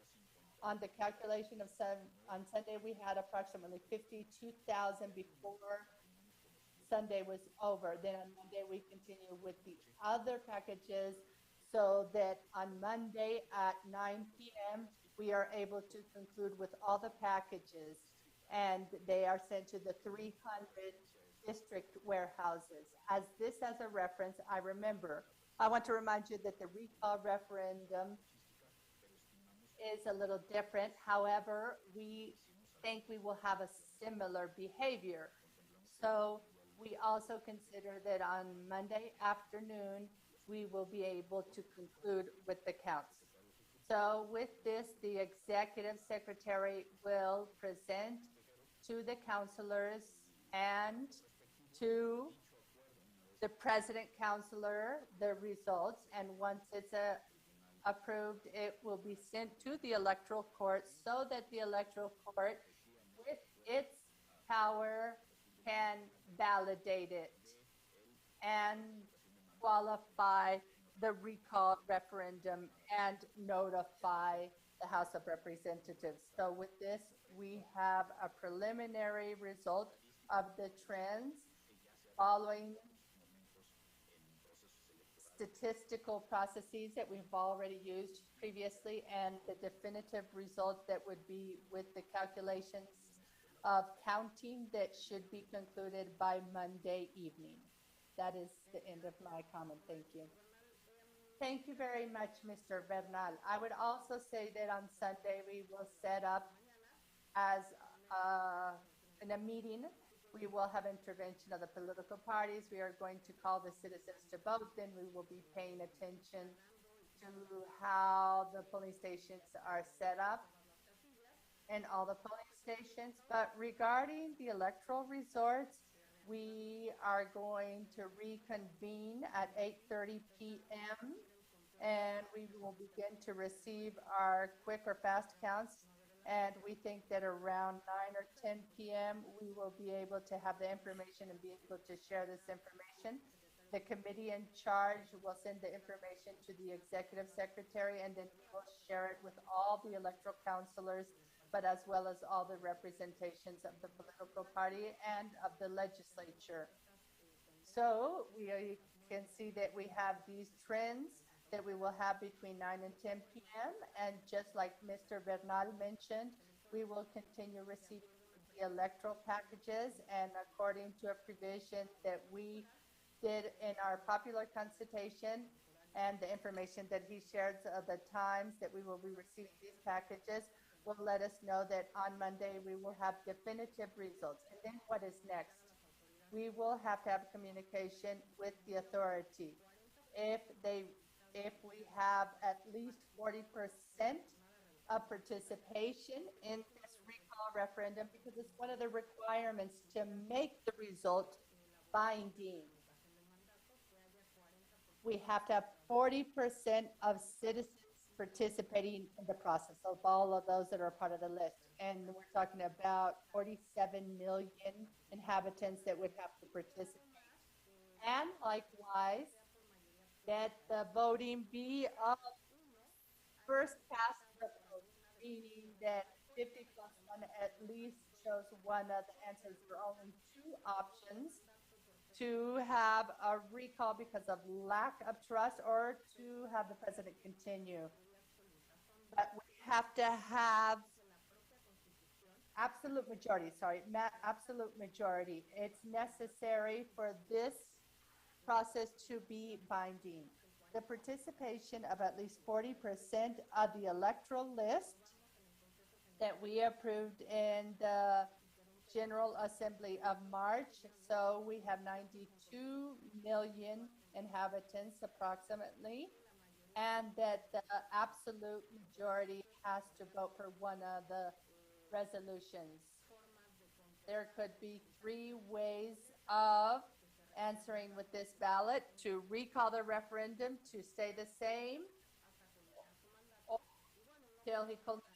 And there is also an option of making this ballot null if a person does it on the ballot he has or she has. So it's important to say that we will have communication with the electoral court. However, if there's any type of contesting, the higher room is the one that will rule on the results of this recall referendum. Right now, we have many complaints that we are attending to that the regional room will have to deal with, but also the higher room of the electoral court. So our obligation at this point culminates with these results. However, the higher room will have to resolve if there are any contests regarding the activities, if they challenge this recall referendum, and they will also have to attend to complaints and claims that have already been presented by, for example, forbidden promotion, as well as resources that have been used in the promotion. And they are investigating it on behalf of the Oversight Commission to see where these resources are coming from and determine if there is an irregularity in this context. Do you have any more questions? I don't think there are any more questions in the WhatsApp either. Sergio, would you like to add anything? Manuel? A ver, finalmente. Thank you very much. Well, to close our presentation, well, first of all, I want to express my gratitude to all our foreign visitors. Thank you for your interest. Yes, this recall referendum is its first time that's taking place. Like it was already mentioned, the total amount of citizens, which is approximately 92 million Mexicans that will be able to cast their vote. We have prepared it for them in the 57,571 polling stations so they can go and cast their vote. The results, like we already said, we will have them on Sunday night. Well, it will be the trends, and we will share this information in a public session. And the counting will begin on Sunday, and we think that they will conclude on Monday evening. The results will be turned into the electoral court, and it will be binding if we have at least 40% participation. And then the electoral court will make the final resolution. So I want to say thank you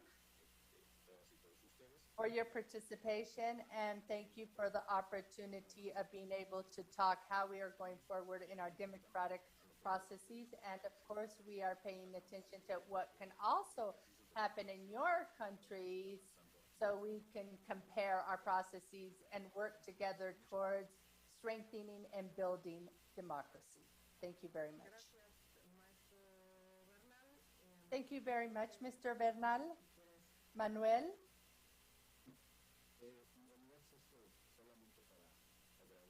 I just also want to express my gratitude for the information you have shared, for the detailed explanation made on the electoral results, as well as the ruling of the results, the statement of the results.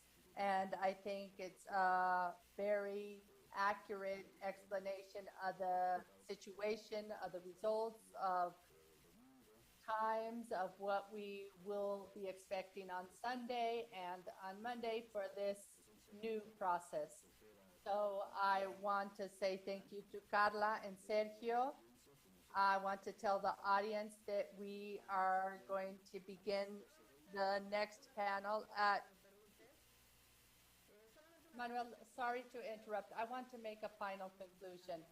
I want to say that I think these are important mechanisms so that citizens can have a different way of participating, and not just by electing your representative. Number two, I want to reflect on the context in which it takes place and the regulations that have to be followed for its organization. Because, for example, this year we would have had to organize this process on April 10th, and we also have campaigns for 6 governors that will be elected on June 5th.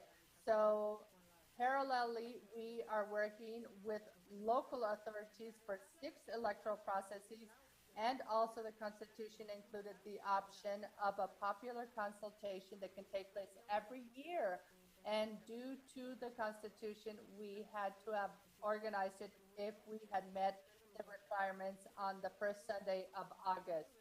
So in a year like this, we would have had to organize the recall referendum, the governor's elections for 6 states, and in some case, local House of Representatives and a popular consultation. And this represents for the citizens to go 3 times in the same year to cast a vote.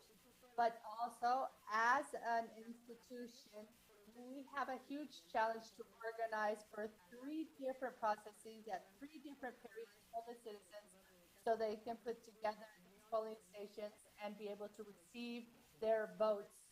So I think that these are very important challenges, and I think that they will leave very important wealth with us to be able to assess as legislators if they should reform any of these processes to make them much more efficient and agile so that the citizens can participate in an easier way and be able to use their votes. And I also want to say thank you to our 98 visitors of 25 countries. It's a great pleasure that you are with us in this process and to help us learn from what you do in your other countries, make comparisons, and we can enrich as national electoral authorities our own processes in exerting our democracy. Thank you all so much. Thank you, Mr. Bernal. Manuel Carrillo, as host, thank you so much for convening us together in this event. Thank you so much. Thank you very much, Counselor. And also, I want to say thank you to the audience who is with us via YouTube. We have a diplomatic body with us. We have approximately 25 of them are watching us via YouTube. So I want to say thank you for your interest and attention. I also want our audience to know that we are going to have a 15-minute break, and then we reconvene on the panel of reflections on the process of recall referendums. Thank you very much. Good afternoon. Thank you. Bye-bye. Good afternoon. Greetings. Listo, muchísimas gracias.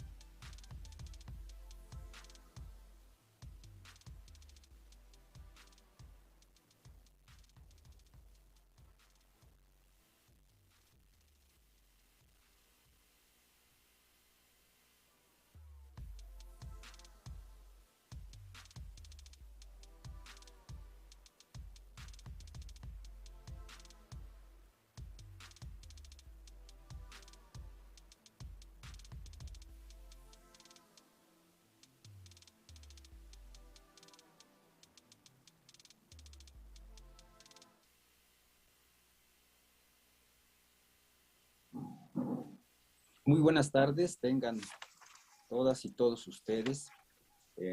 Vamos a dar inicio. Begin with our 7th session for this informational forum for our foreign visitors within the framework of the recall referendum of the President of Mexico that will take place on April 10th. I want you to know that the National Electoral Institute prepares spaces of information for our foreign visitors who observe our electoral processes. And in this case, we are in a new process of recall referendum, and so this way we have been able to accredit 98 foreign visitors from 25 countries. And we are here in Zoom, but also we are streaming on YouTube. So for this session, we have the moderator, José Martín Paz. José Martín Paz, who is an electoral counselor. Mr. Paz, the floor is yours. Hello, good afternoon. It's a great pleasure to greet you in this informational forum for foreigners, and just like Manuel stated, this is a space in which we offer information, but we also offer reflection regarding this activity, like you have already heard, is something unprecedented. It's an historical event, and that jointly with a popular consultation that took place last year, it now concludes a chapter regarding the introduction into the Mexican electoral model of direct participation of citizens at a federal level, because at a state level, there have already been mechanisms of direct participation that include many local aspects like boards and committees for improvements and this and that. But at a federal level, with no doubt, we are witnessing this for the very first time, and you as foreign observers are witnessing how this recall referendum will take place on Sunday. There is no doubt that it has been taking place in a complex situation for many reasons. I'm sure you've heard about them, regarding regulations, deficient regulations, because of the short period we've had to do this, and the budget cutback that has been a main obstacle, polarization that exists in general terms, not only regarding the mechanism itself, but also because of the role of the electoral authorities, and that has generated a series of elements and difficulties that we have been facing. We have a political environment that is quite adverse. So you have already seen information regarding the logistics and the operations and the organization for this recall referendum. But today, and within this discussion, we have the presence, like you already know, of Ricardo Becerra, and we also have Jacqueline Pichard. They will give us analysis. They will give us their opinions, not talk about the logistics. They will talk about their opinions of this recall referendum in a more ample perspective.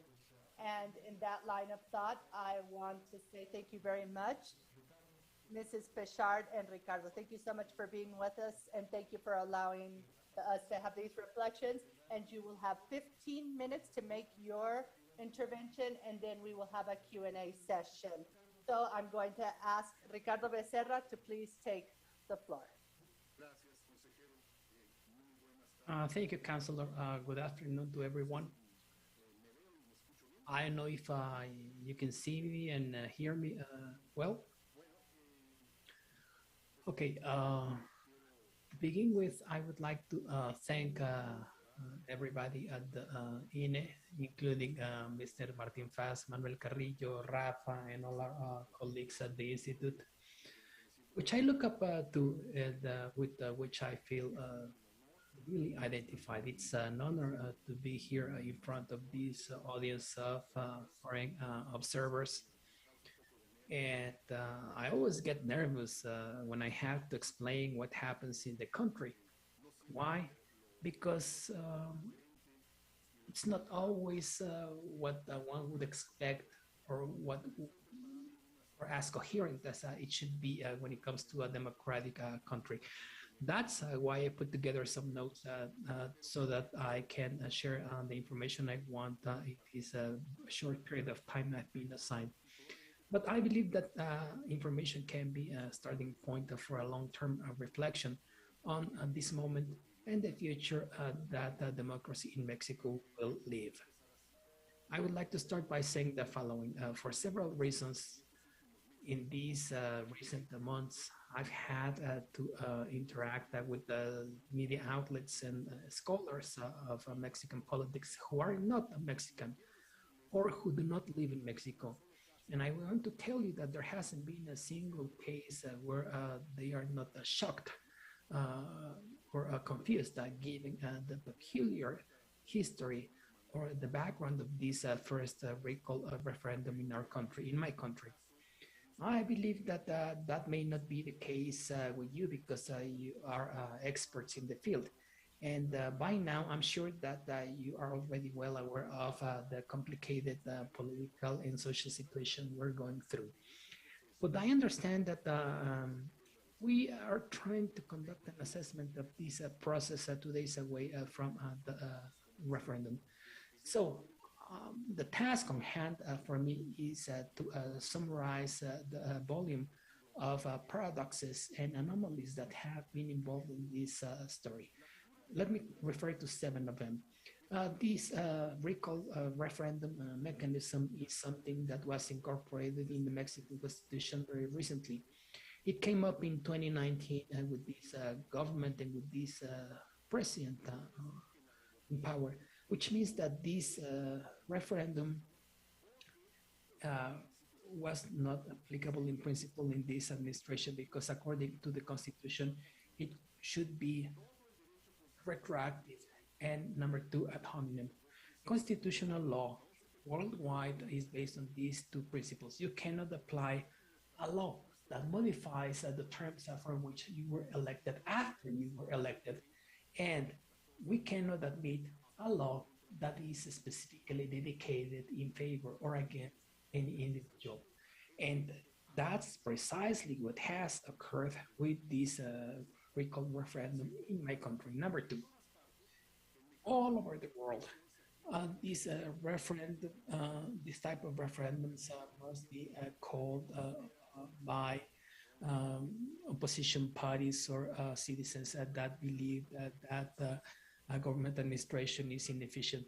It's a channel for disagreement among citizens. But in Mexico, the ones who triggered the mechanism are the most radical followers of President López Obrador.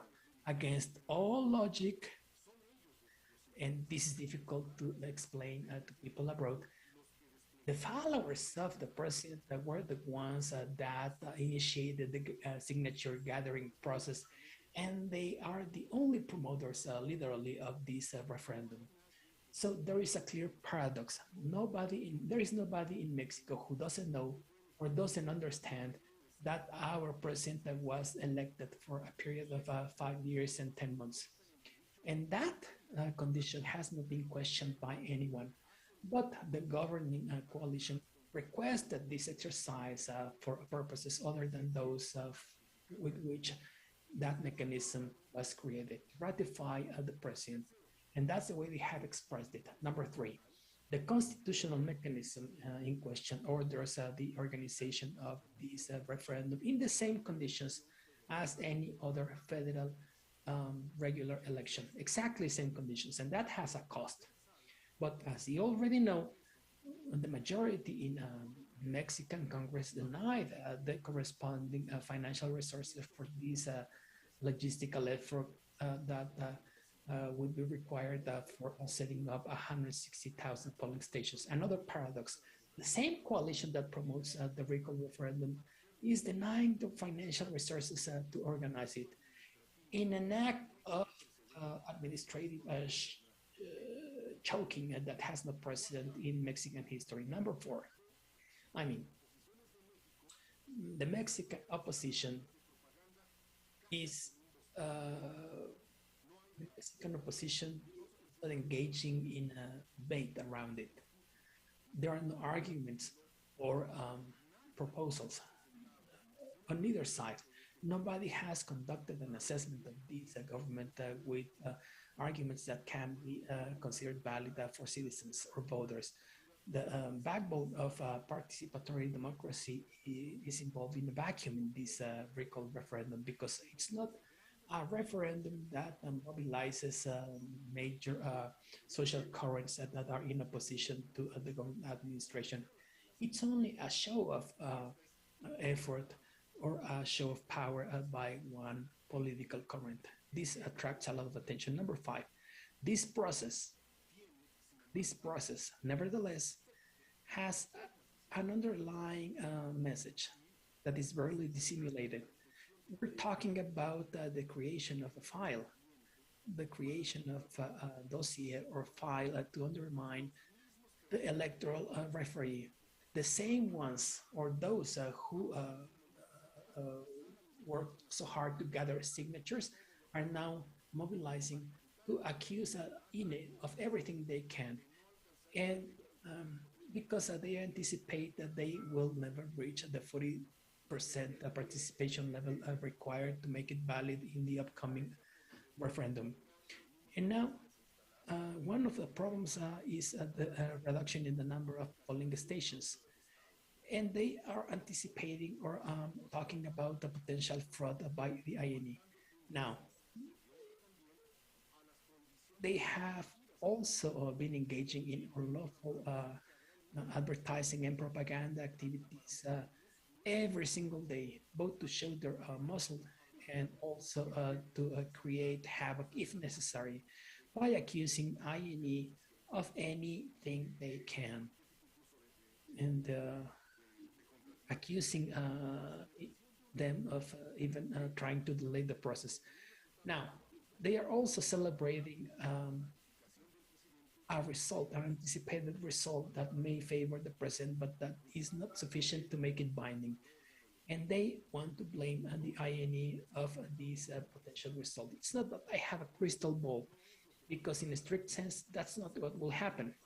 What is happening though, right now, what has already happened, or what the INE has already been accused of by the main political promoters of this exercise, like in bad movies, is that this outcome is a kind of predictable. Number 6, it is for this reason that many scholars have warned that this is the true motivation of the process we're going through, which at times can be implausible and in some other moments undecipherable.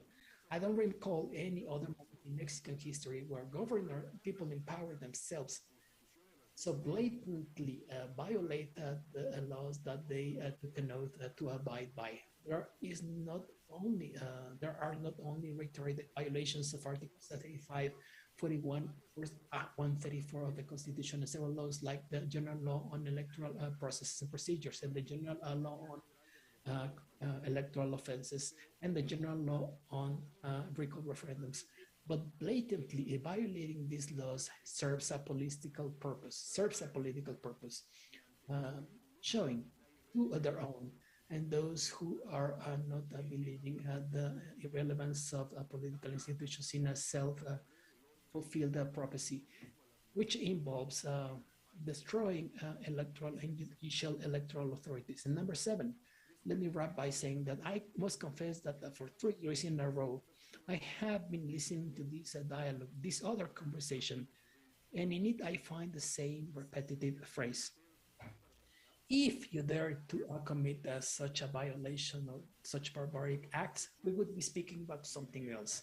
And something else means we will engage in unlawful acts, abuses of power, authoritarianism, despotism, and prison.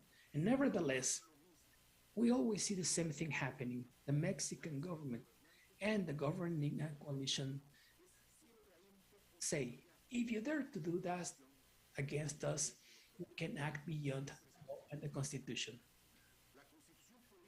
The Constitution literally prohibits for government officials to promote referendums, but the Minister of the Interior has publicly and openly violated the law.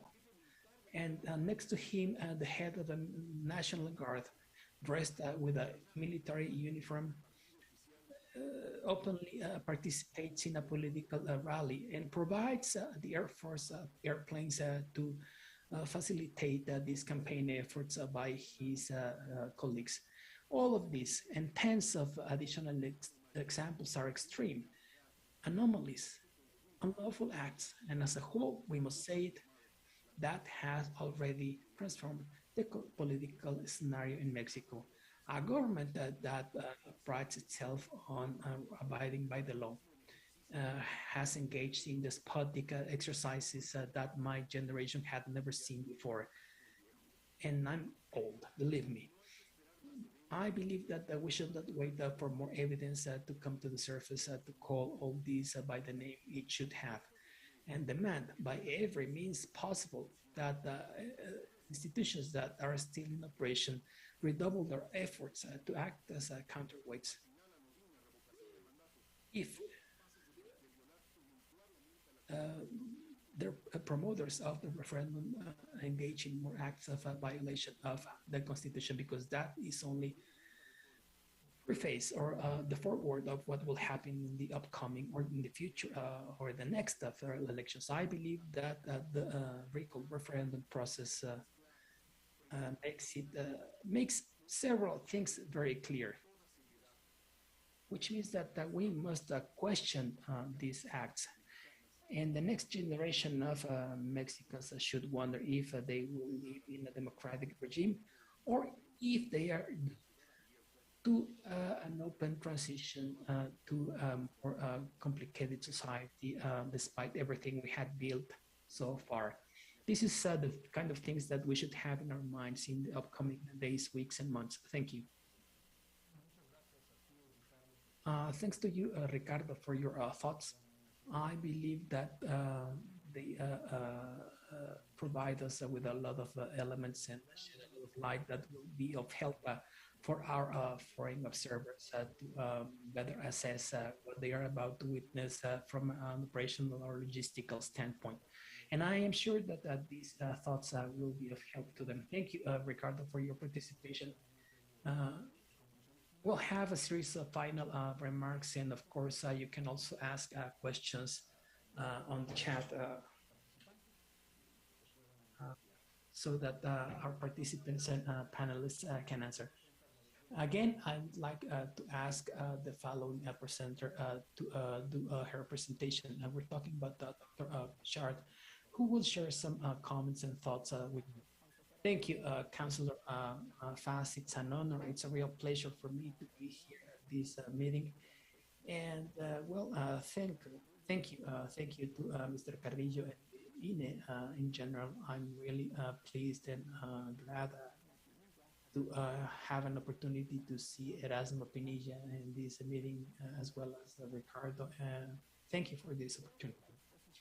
I believe that Ricardo's presentation allows us to make a clear assessment of the major implications or consequences of this unprecedented exercise. And I would like to say that when it comes to the recall referendum mechanism, we're talking about a mechanism or a process that had a lot of political and social support or backing when the then candidate to the presidency, Andrés Manuel López Obrador, proposed it as part of his campaign as a means to exert social control on the exercise of the federal government by the population. We need to understand that this was a mechanism that at the time in 2018 garnered a lot of interest and support, even from those parties that today lead the opposition coalition, including the EN, which had it as part of their electoral platform. So they had been working, political parties had been working on this idea and this kind of projects concerning what happened in previous administrations, including the last one, which began to lose support and legitimacy as they neared the end of the administration. That created an enabling environment to push this recall referendum, even though there was not a formal public discussion or debate. I mean, it did not become a public agenda issue that could be debated not only from the standpoint of its significance in the terms of putting an end to a presidential administration before its official end. We also need to consider the direct participation of citizens in public matters. And as part of this exercise, that mechanism or that proposal opened the possibility of social control by citizens of the government. Again, I'm talking about people's social control on the presidency, which would eventually became an incentive so that presidents could abide by the law and subject themselves to the rule of law, which has been so harmed or damaged in our countries. But in addition to that, that would be an incentive for them to fulfill their campaign promises and also establish mechanisms to address the biggest problems in our country, which have become increasingly evident in these 20 years of life of democracy in our country, where poverty, inequality, violence, and corruption have been exacerbated so significantly. And that's what gave a lot of support to this mechanism, the referendum. But in spite of all of that, even though the conditions were set for this mechanism to become a constitutional process, establishing the Constitution as a mechanism that involved the right to participate of citizens, the right of citizens to participate to define the direction of the government of the Republic. We need to understand that all of that happened with an enabling environment that made it look like a good promise from a constitutional standpoint in late 2019. However, once it was incorporated into Article 35 of the Constitution, there was not a debate either. So I say this because all the political parties only limited themselves to make their complaints about the government administration public, including criticisms of the previous administration. And those actions were taken as an act of legitimacy or attraction of votes in the campaign of López Obrador. So that's how this mechanism was established in our Constitution. But it's also a fact, and that was mentioned by Ricardo, is that to begin with, what we found is the following. I mean, the original sense of this recall referendum mechanism, without it being a public agenda issue, began to experience or to face problems in terms of violations of constitutional provisions, including the retroactive nature of the mechanism, which was not applicable to the administration of López Obrador. And also the fact that it was specifically dedicated to President López Obrador. So because they wanted to mobilize the population, but not mobilize the population precisely to put an end to his administration. And that's the paradox Ricardo is talking about. And in this regard, I believe that there is a huge contradiction, because what is actually happening is a mechanism to twist the actual meaning of recalls without previous discussion or any thinking dedicated to the legitimacy of the government, considering that the constitutional reform involved also established in the constitution what would happen if eventually 40% of the population participated, and what would happen if the simple majority of these 40% voted in favor of putting an end to his administration, which would mean removing him from the presidency. If the result of that recall, the result of this recall referendum has not been discussed either, without defining if there would be a replacement for him and who would that be, and there's been no discussion about what it means or what it would mean to interrupt his administration, because Congress at the end of the day would have to appoint a substitute. But there are no clear rules, and what surely happened with this majority that they have in Congress, this would mean that the person appointed would be somebody from the same coalition.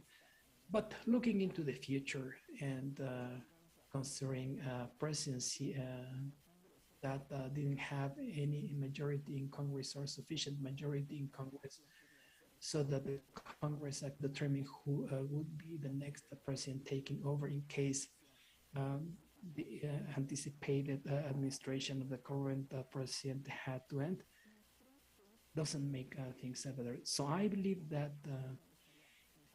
I would like to stress that what we have is an actual misconstruction of the actual meaning of this referendum.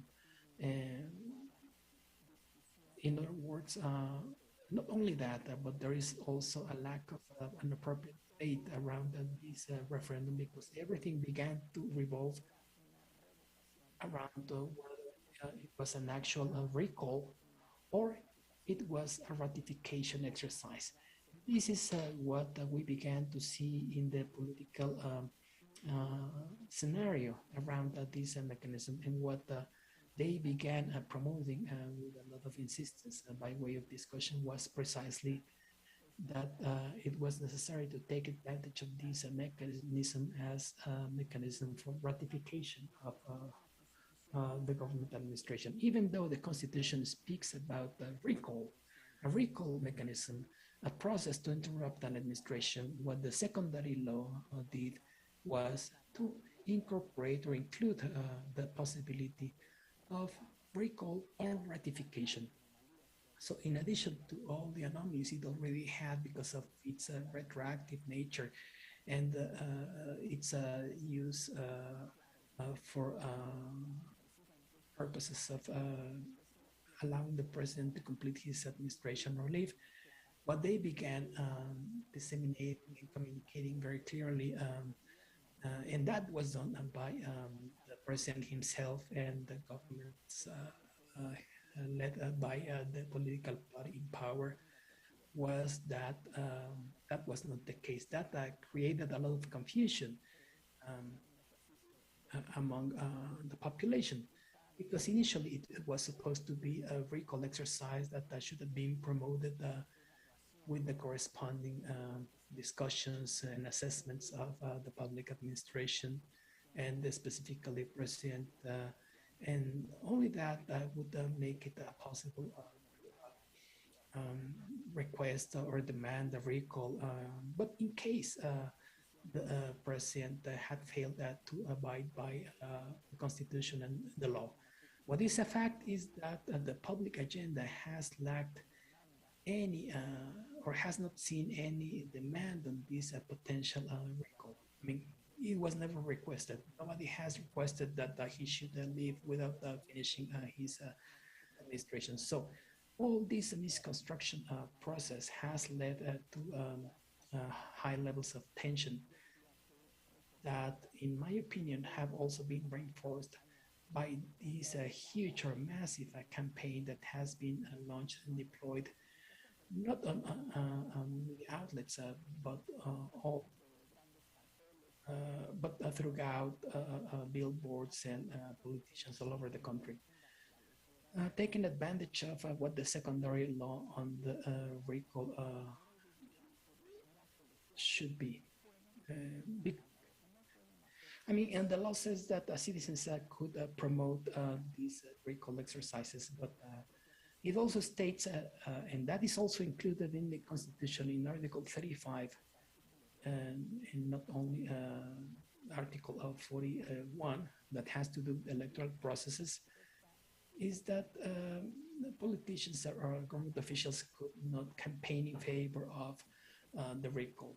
Citizens can promote recall with only limitation, and that they cannot use TV or radio ads. So what we have been seeing is some social mobilization, not in favor of the recall, which is what Article 35 of the Constitution says, but manifestations or expressions of ratification. So what we actually have is a massive campaign, a strong determination by the federal government to turn this recall referendum into a huge act of mobilization in favor of the government itself. It is not by chance that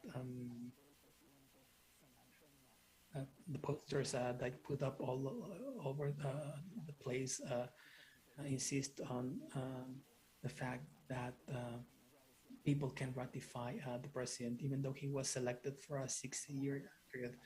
So, I mean, this is not only another exercise, but if you look at its political significance, it's not another thing, because it has an intent behind it. And it has taken us to the extreme or the extremes that Ricardo has mentioned. We can clearly see that the main challenge has been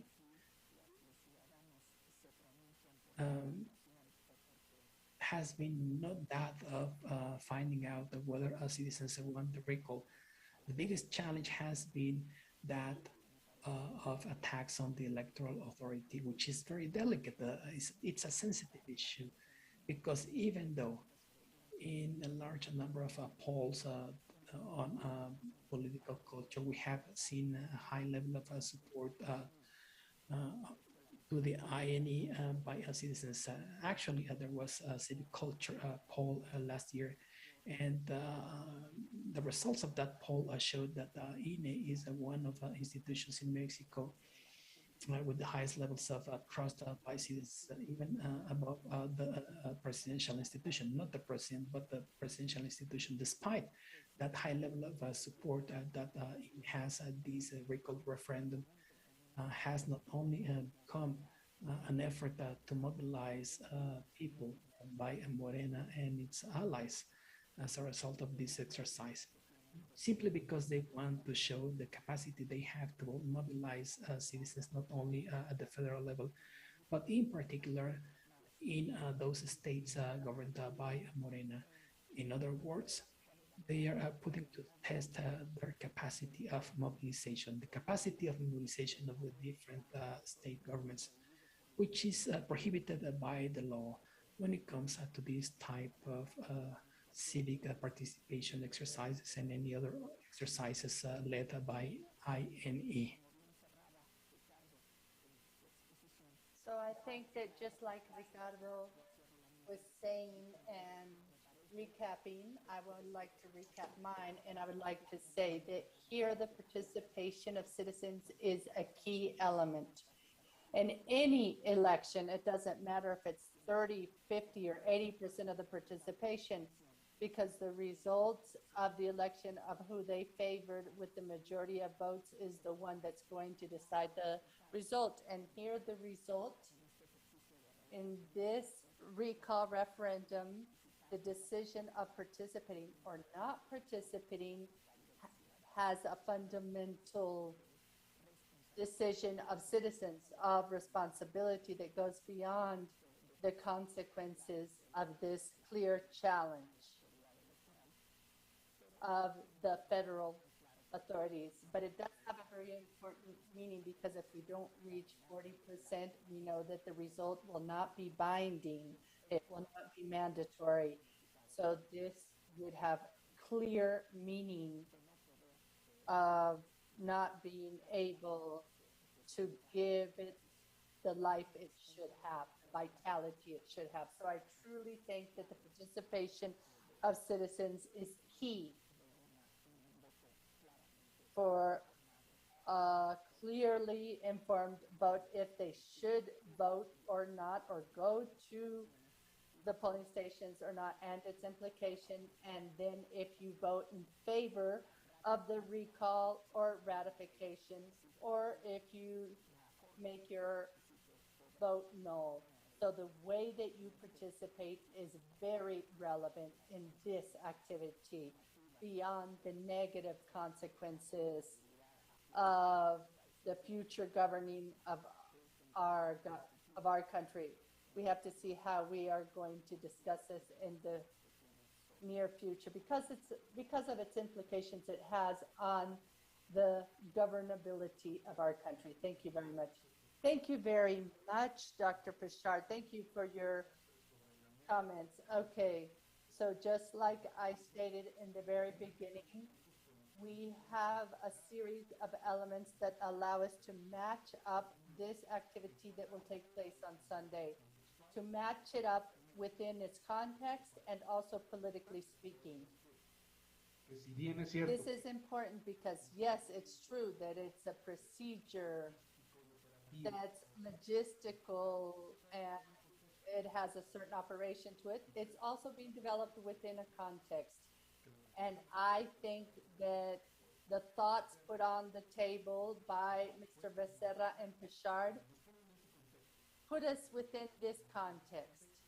And this is a context in which we are developing this process. Ricardo already talked about 7 paradoxes or anomalies that were quite precise. And also, he was talking about how these 7 paradoxes or anomalies ver cuál es la intencionalidad allow us to see the political intent, in this case at least, of the presidency of Mexico, or the political force that is with us, and that they configure a challenge in general terms that is not necessarily logistical and operational, because that is resolved by INE, but it's also a challenge regarding which direction we take from a democratic standpoint. Mrs. Pichard has also talked about a series of elements by stating that, first of all, the instrument of recall referendum was seen with an acceptance on behalf of the citizens. However, it has now suffered modification. It has been completely skewed, and now this skewing has to do with regulatory issues, with all the time that occurred from the time it was incorporated into the Constitution, and then it had its legislation, and it took more than a year. We're talking about 450 days from the time it was incorporated into the Constitution, and then we get a law that has generated various issues. So with no doubt, just like Becerra and Pichard mentioned, this activity has taken place in a situation that is quite challenging, not only logistically speaking, on behalf of INE, because we have had to do things in very short periods, not only the budgetary cutback, because we had to use resources by canceling other projects, but we also had to make changes in the traditional strategies for electoral training in less time by having further elements with our supervisors and electoral trainings. And there has been a lot of pressure on them. I'm saying that there are a lot of issues that have been logistical challenge, but these are not only operational challenges and budgetary challenges, but also challenging the electoral authorities, challenges regarding the pertinence of the authorities, and putting on the table another promise of campaign where we had an electoral reform. Well, anyway, we will see that later on. So once again, thank you. Thank you, Mr. Becerra and Dr. Pritchard. I think they truly help us put it into context. Our visitors are fundamental. We have a series of questions that have been shared in our chat. These questions are for our speakers. Disponemos hasta donde And as far as I know, we have 15 minutes more to be able to answer these questions. I am going to read the questions so that our speakers can answer the questions. And if there are any questions for the Institute, I would be glad to answer them. Eugenia Chica says, the anomalies have been because they are affecting the Constitution. In your opinion, what is happening with constitutional justice? Question 2, can you talk us about the violation of the law on behalf of the Ministry of Interior? What did INE do? How does this go forward with the claim? A third question, from your perspective, what is the reason why the opposition has not had the elements so that the citizens can assess the president and his performance? And the other question, is it possible to have a scenario that after the results of the recall referendum, that the president set the precedent for the recall referendums of governors and presidents in the future? And there is another question that says, why does the opposition promote the no participation? Why wouldn't they promote the participation in favor of the recall? So these are the questions that they have shared for our speakers. So following the same order of participation, I would ask you to answer. So Ricardo maybe can share some answers, and then Pritchard can share her answers. I was making notes. I will answer 3 other questions posed so that the discussion will be as plural as possible. So what is the constitutional justice in these times in Mexico? I believe that Mexico is becoming a case that some scholarlies have talked about since 2015. They call it the presidential gigantism. It's like a hyperactivity in which it becomes very centralized with the presidents of the republic, and they have more and more powers, and they have more authority against other institutions and other powers. That is what's happening in Mexico. If there is a specific characteristic of Mexican politics, is the willingness of the executive power to centralize more power in their hand, and using various reforms that usually go through the House because they have a majority that approves them. So there are more than 120 new powers that the executive has, and against other bodies of autonomous bodies mainly in the country. And it's not only centralizing powers, but also it has to do with going into the other areas of power and autonomous bodies. The clear example is that the president of Mexico, with his coalition in the House, wanted to extend the period of the president of the Supreme Court, even though the Constitution limits this position to 4 years. They wanted the current chairman of the Supreme Court be with Lopez Obrador for the 6-year period he was in.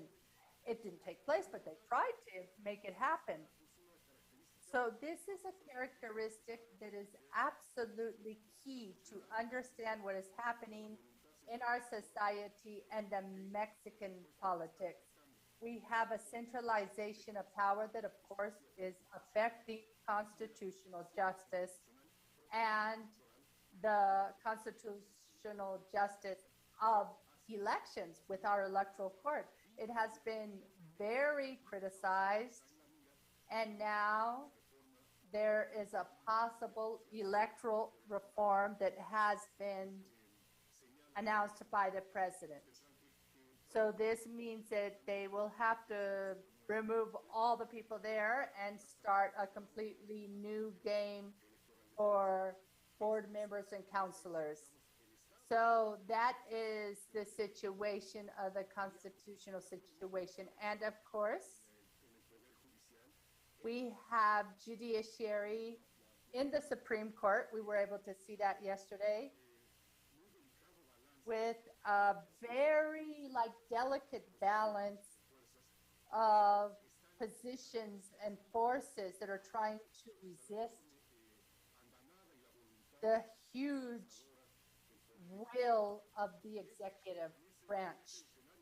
So this is the scenario in which we see constitutional justice.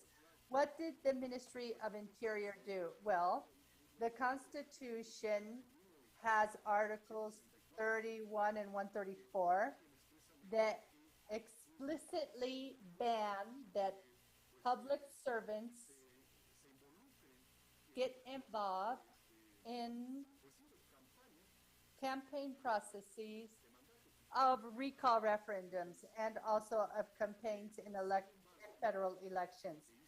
However, what the Ministry of Interior did in Mexico in a public event, it's recorded, there's no doubt, and it was to say that he was there to promote the ratification of Lopez Obrador. He said it openly in a big venue, and that is prohibited in the Constitution of Mexico. However, the Minister of Interior did it in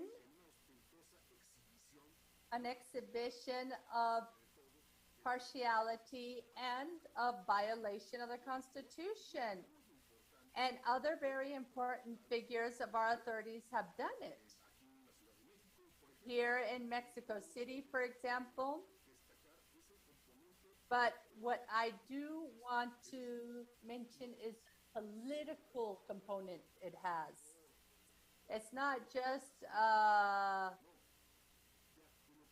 macho position. It has to do with making the Constitution irrelevant, making our authorities irrelevant in Mexico. That's what it's about, our electoral authorities. It's like saying, look, they're just so irrelevant. Look how we violate their laws, as if the justices and counselors were just promoting them and they weren't part of the Constitution. So it's like a prophecy that will be met, no doubt. It's like, look, they're worthless. These institutions cannot regulate, so let's get rid of them. And let's get some new regulations that do follow these times. And that's what we're facing. That's why I think it's very timely, just like Bas said, and our president counselor stated it too. These violations of laws and situations can make the election null. It could be a situation of so many anomalies, of so many attacks, like Bashar said, that it will be necessary to repeat the process. That will be on the table of discussion in these moments and these days. And finally, why is it important? Why the attitude or the decision of the citizens to refrain from voting? Well, I think Bashar explained it quite well in her intervention. You need a certain degree of participation, 40% of the total list of voters, so that the decision can be binding. So it will be mandatory. We are talking about a ton of Mexicans. We're talking about 35 million Mexicans. I don't know the exact number, I apologize. But we're talking about a certain number of citizens that would have to participate in this activity so that it would be considered totally binding to recall or ratify the president.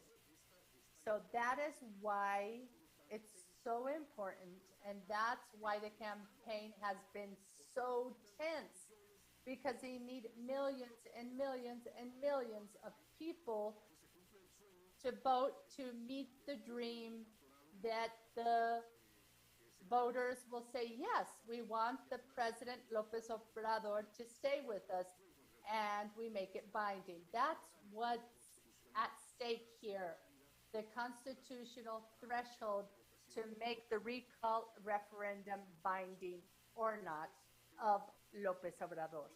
I think that this is part of the game, this is part of the scenario, this is part of the context that's on the table right now. That's what's at stake. Thank you very much, Bashar. The floor is yours.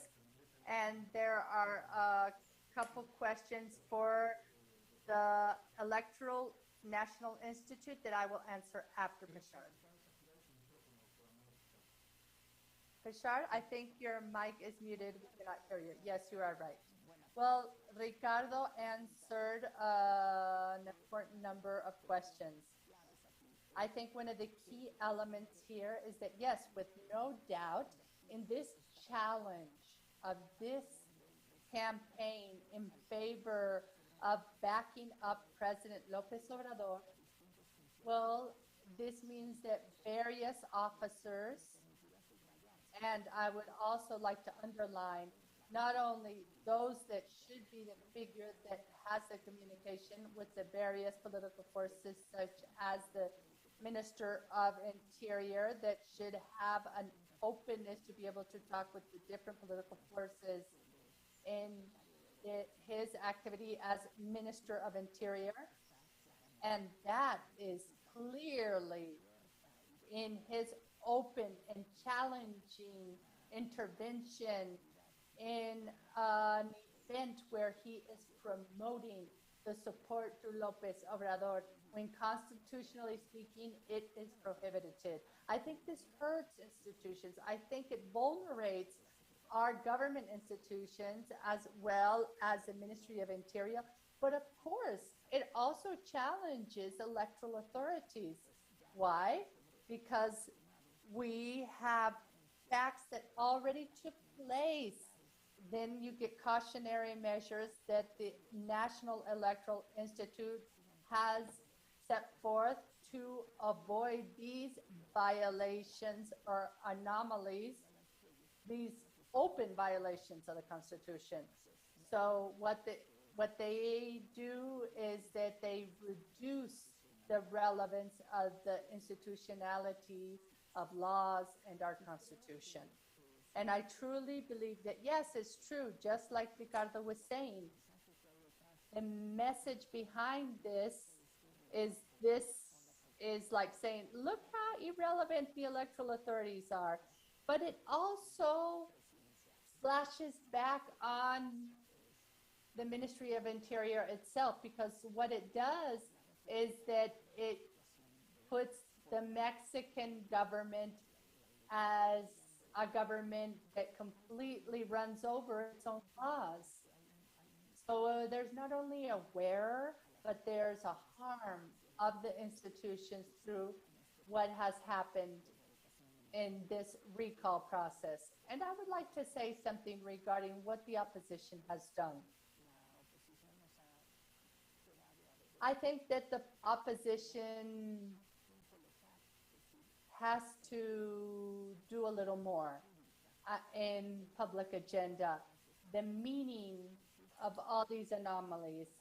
Yes, INE is the authority that makes the electoral process valid, but however, I think that the opposing political parties did not request the recall, they did not assess this process. The only thing that they have said is that this recall referendum be an activity to, in the end, allow for an extension of the administration of the president. For example, somebody was telling me a couple of days ago, you know what, I saw some materials of the president extending his administration, and he saw that of an invitation that maybe they want him to be in power for more than 6 years. So all of this, I think, hurts the institutions. There is not only what's happening with the Supreme Court of Justice with government, but also the opposition is opening up the debate of the possibility of an extension of the president, and that has made a whole change through this recall referendum. How do we establish a president here? Yes, I definitely think this is another important point. What the political forces and citizens have to do is that after this process, no matter what the process is, even though there are many perspectives that this is going to just be a ratification and the only pending issue is if we will meet the 40% or not. However, we do have to have a debate to see what it means regarding what the Constitution says. If eventually we do have a recall, what kind of presidency would we have? Who is going to decide regarding this presidency? What does it mean for a future government that would not have majority in Congress? So how would this instrument of recall referendum turn into an instrument that from the time a person becomes president that doesn't have absolute majority, it becomes an incentive for the opposition to start working so that in 3 years they can promote a recall referendum? I don't think this has been discussed. And I truly believe that the political parties of opposition should be discussing. They have to begin this debate. Yes, I understand it's difficult where there is such support for the president. And just like Ricardo was saying, there is such a concentration of power and such a drift of authority and a terrible concentration of power in just one person, not even in many figures or institutions. It's obviously something that is violating the institutionalization of the country. Thank you, Doctor.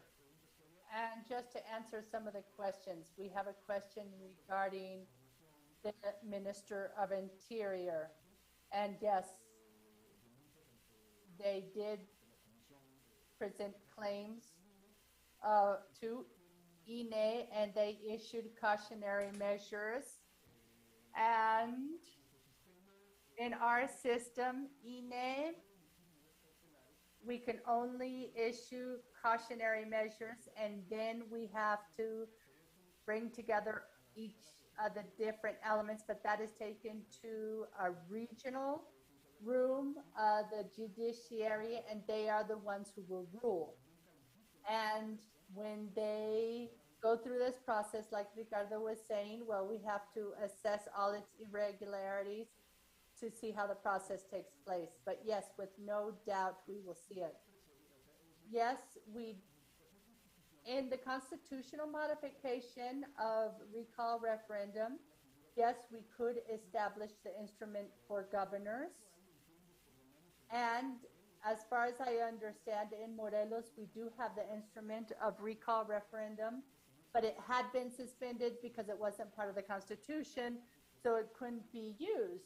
But yes, the state legislatures could also have these recall referendums with this included in the Constitution. Right now, it only talks about presidents. But as far as I know, up to this point, no government has made any rulings about this. In Morelos, they did have it, but it was not a law. It was like a figure in the local constitution. Somebody is asking what happens if it's considered, it doesn't go forward. It has to do with a political assessment because it's like going against itself. So what happens if it's considered unseemly? So they would have to assess it, but the 11 million signatures were collected. I mean, if they don't even have the participation of 11 million, it would be complete failure. But from a legal standpoint, if they do not reach the 40%, it won't be relevant. But politically speaking, it will have a big effect. And then we don't know what they're going to say about INE and the polling stations and this and that. I think that the opposition has making political calculation, and just like Bashar said, they have to do more. Yes, I agree.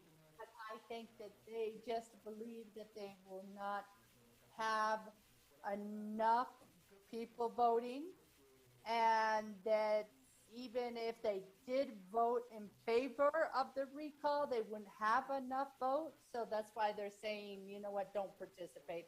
I think it's just a political calculation. Every politician makes their own calculation, and due to the acceptance that the president has, they are calculating that it would almost be impossible to have enough votes to promote the recall. And at least that's my assessment. So anyway, I think that we have been able to answer the great majority of the questions. And I insist that I think that this discussion table, I mean, this will have to be assessed by our foreigner visitors because this is for you. But I truly think that this table has been able to share elements of the political context so that you will be able to have an ample perspective of the context in which this recall referendum is taking place. And you will witness this process on Sunday. So once again, I want to say thank you to Ricardo and to Mrs. Pichard for your comments, for your willingness to participate in this discussion table. And also, of course, thank you, Manuel, for organizing this event. And of course, I want to say thank you to our foreign visitors. I truly hope that this information has been useful for you so that you can have this information that is always important in electoral observation. So without further ado, thank you once again. And with this, I conclude this discussion table. Thank you very much. Good afternoon. I want to say thank you to everybody, to Bashar, to Becerra, and it's almost 1:30. So in 15 minutes, we are going to begin with session 3 that had to be reprogrammed because of the press conference that took place with the counselors. So we are going to have session 3 that's going to talk about the promotion of the recall referendum. And the moderator and speakers know that we are only going to have a 10-minute presentation and then 10 minutes for a Q&A session. That way it should not take any more than 30 minutes. So thank you very much for your presence. Thank you for the people listening to us on YouTube. Thank you for sharing your questions here and in the previous session. So thank you very much, and we will reconvene in 15 minutes. Thank you all very much. Saludos.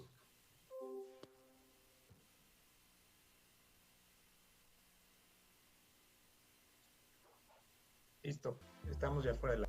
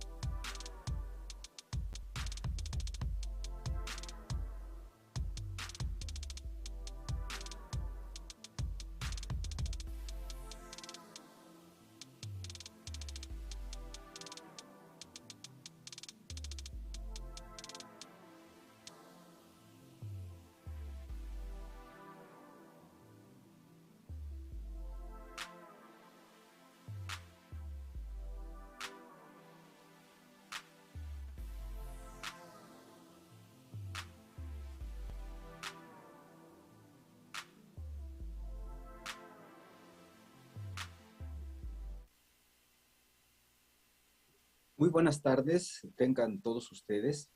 Sean bienvenidos a esta última sesión del foro informativo para las y los foreign visitors in the context of the recall referendum for the President of the Republic to be held on April the 10th this month. As usual, the IED schedules and organizes informative forums for foreign guests or citizens interested in participating in observation missions to document, so that they can document, their opinions and their assessments of our elections and electoral processes. Again, we have 98 foreign citizens accredited as international observers from 25 countries. This panel was actually session number 3, promotion of the recall referendum in Mexico that was scheduled for yesterday. We rescheduled it because we had a press conference that took a little longer than expected. So we talked to the head of social communication, Ruben Alvarez, and Dr. Murayama, a counselor of the INE, so that we could a session with 10 minutes for each of them, and then 10 minutes for Q&A, so that we will be done in 30 minutes. Councillor Murayama chairs the commission of the Federal Electoral Registry. They're currently participating in a meeting. They're about to end, but he asked me to start on time, and he promised to join this session a little later, which means that next we will have Mr. Ruben Alvarez, who is the National Social Communication Coordinator. Go ahead, Manuel. Go ahead, Ruben, excuse me. Thank you, Manuel, and thanks to all the participants in this important meeting a few days ahead of the upcoming referendum. Can you hear me well? Is the volume okay? Thanks a lot. Yesterday, as you explained, Councillor Murayama and I were unable to participate in session number 3. But now I am in Oaxaca, outside of Mexico City, so I'm joining you all the way from Oaxaca, and I'm here because we will have local elections next June 5. This state, so we're participating in electoral activities, but I'm glad to participate. I understand that I have 10 minutes. I had prepared a little longer presentation, but I'll try to stick to the 10 minutes in order not to take too much of your time, so that Councillor Murayama can join us later. Oh, Ruben, by the way, I apologize for interrupting. I'm getting a text from Councillor Murayama. He won't be able to make it, which means that you will do the presentation. And in other words, you can take more time, and then we'll have a Q&A. Just confirm that you can see my presentation. Can you? Oh, I lost it. Yes, we saw it, but let me go back and make sure that you can see it, because I lost it. And just let me make sure that you can see it well. So let me start with my presentation, and let me click on the full screen icon. Okay, let me be very brief. Again, thank you. The recall referendum process, these citizens' participation exercise involves the only authority, the only public institution authorized to publish the results of this recall referendum, so that both citizens can participate on April 10 and interact with the political parties which are banned from promoting this exercise. And the same applies to public officials in the public federal administration or state and local administrations. They are prohibited from making express statements in favor of one or the other answer or potential or possible answers to the exercise. It is in the hands of the INE and citizens to promote participation in this exercise. In the electoral roll, we have a little more than 92 million Mexicans, which means that these circumstances mean that the INE must do its best effort to communicate all the information necessary for citizens. I won't dwell on this formal part of the mandate that we have under the law. We will have to promote, and we were in charge of promoting this exercise only with informative purposes without trying to influence preferences.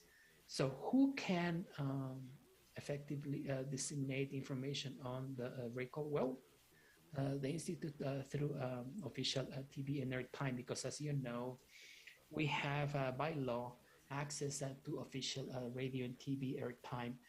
Who else can disseminate information about the recall referendum? Citizens, they have the right to do so. And they have the right as citizens also to express their opinions or preferences in one or another way. However, citizens cannot pay for ads on radio and TV because this is only allowed for INE. And of course, political parties and government officials cannot engage in propaganda. This is what we have been doing in the last 2 months since the call for participation was released on February the 4th. Our purpose is to disseminate and promote the participation of citizens and promote an informed discussion or dialogue and reflection by citizens. And this was the responsibility of the social communications unit here at the INE, which is also responsible for issuing press releases and interaction with social media and media outlets, and especially via social media channels, which are irreplaceable when it comes to the reach of our messages and its penetration. This is part of what we do. This is what I'm showing. We do an ongoing effort to share information and explanations, which is part of our substantive roles. And in this case, we're doing it in connection with this citizens consultation, a direct citizens consultation referendum. These are the main areas of our communication efforts. First, we wanted to explain to citizens what the recall is, when the day would take place, the contents of the questions, what people need to participate, who would receive and count the ballots, where they could participate, what the ballot would be like, where they can receive or have access to information, what the results will be in terms of their communication.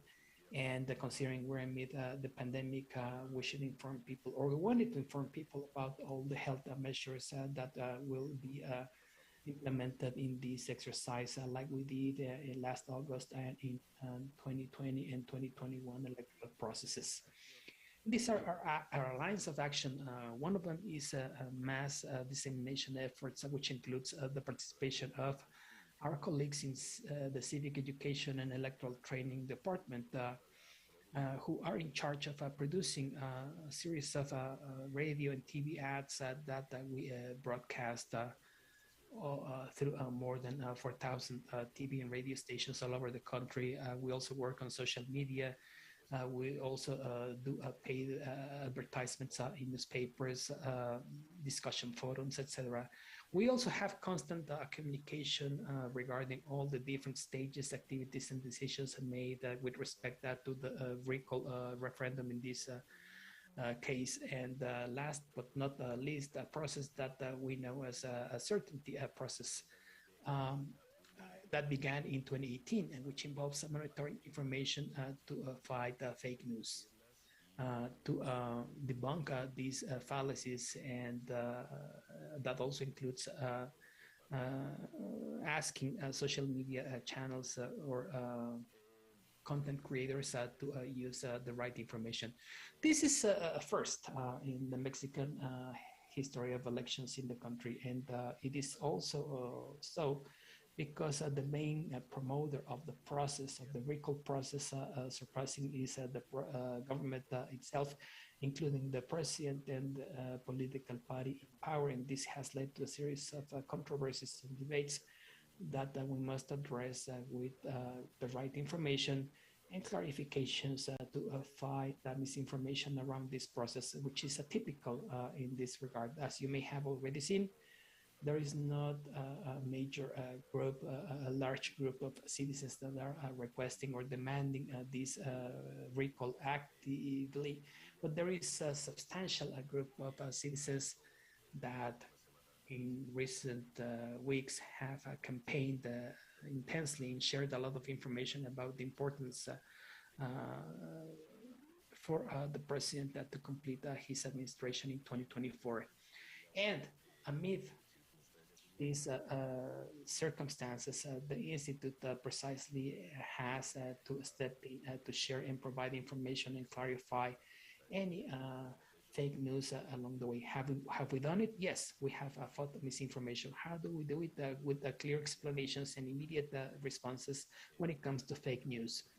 A few days ago, for example, the president himself, Andrés Manuel López Obrador, said that the Institute was hiding the location of polling stations to participate in the referendum. As you know, we have more than 57,000 polling stations set up in the country. But last year, for example, in mid-term elections, we had more than 161,000 polling stations, which means that we're only setting up 1/3 of those in the last election.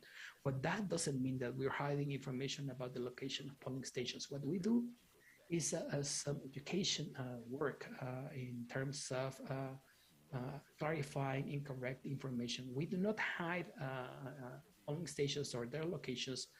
It's just that there is a smaller number of polling stations. So people must understand that their polling stations, in most cases, will be at the same polling station they usually vote at, because polling stations typically have what we know as adjacent polling stations. Those will not be there this time, but more than 80% of the inhabitants of the country will have a chance to vote at the usual polling stations where they typically vote in general or intermediate elections or midterm elections.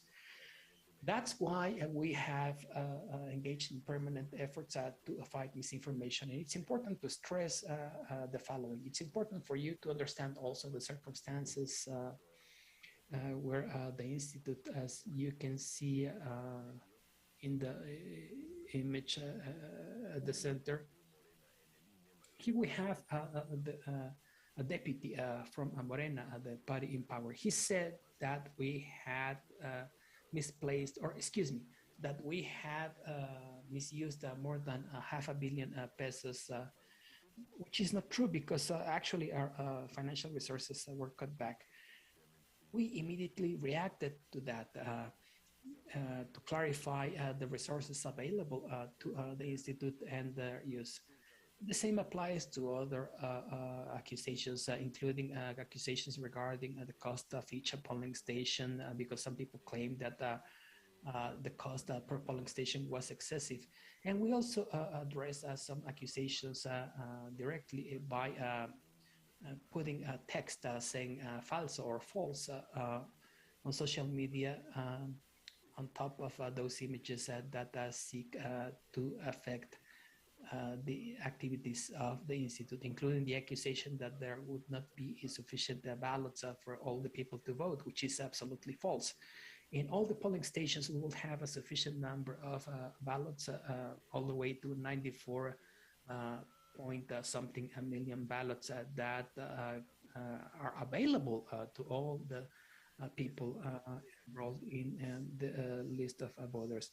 The following are some of our communication and dissemination activities. In the case of TV, we have scheduled and aired more than 871,000 radio ads and TV ads. We're approaching 1 million in these days ahead of the April 10 referendum.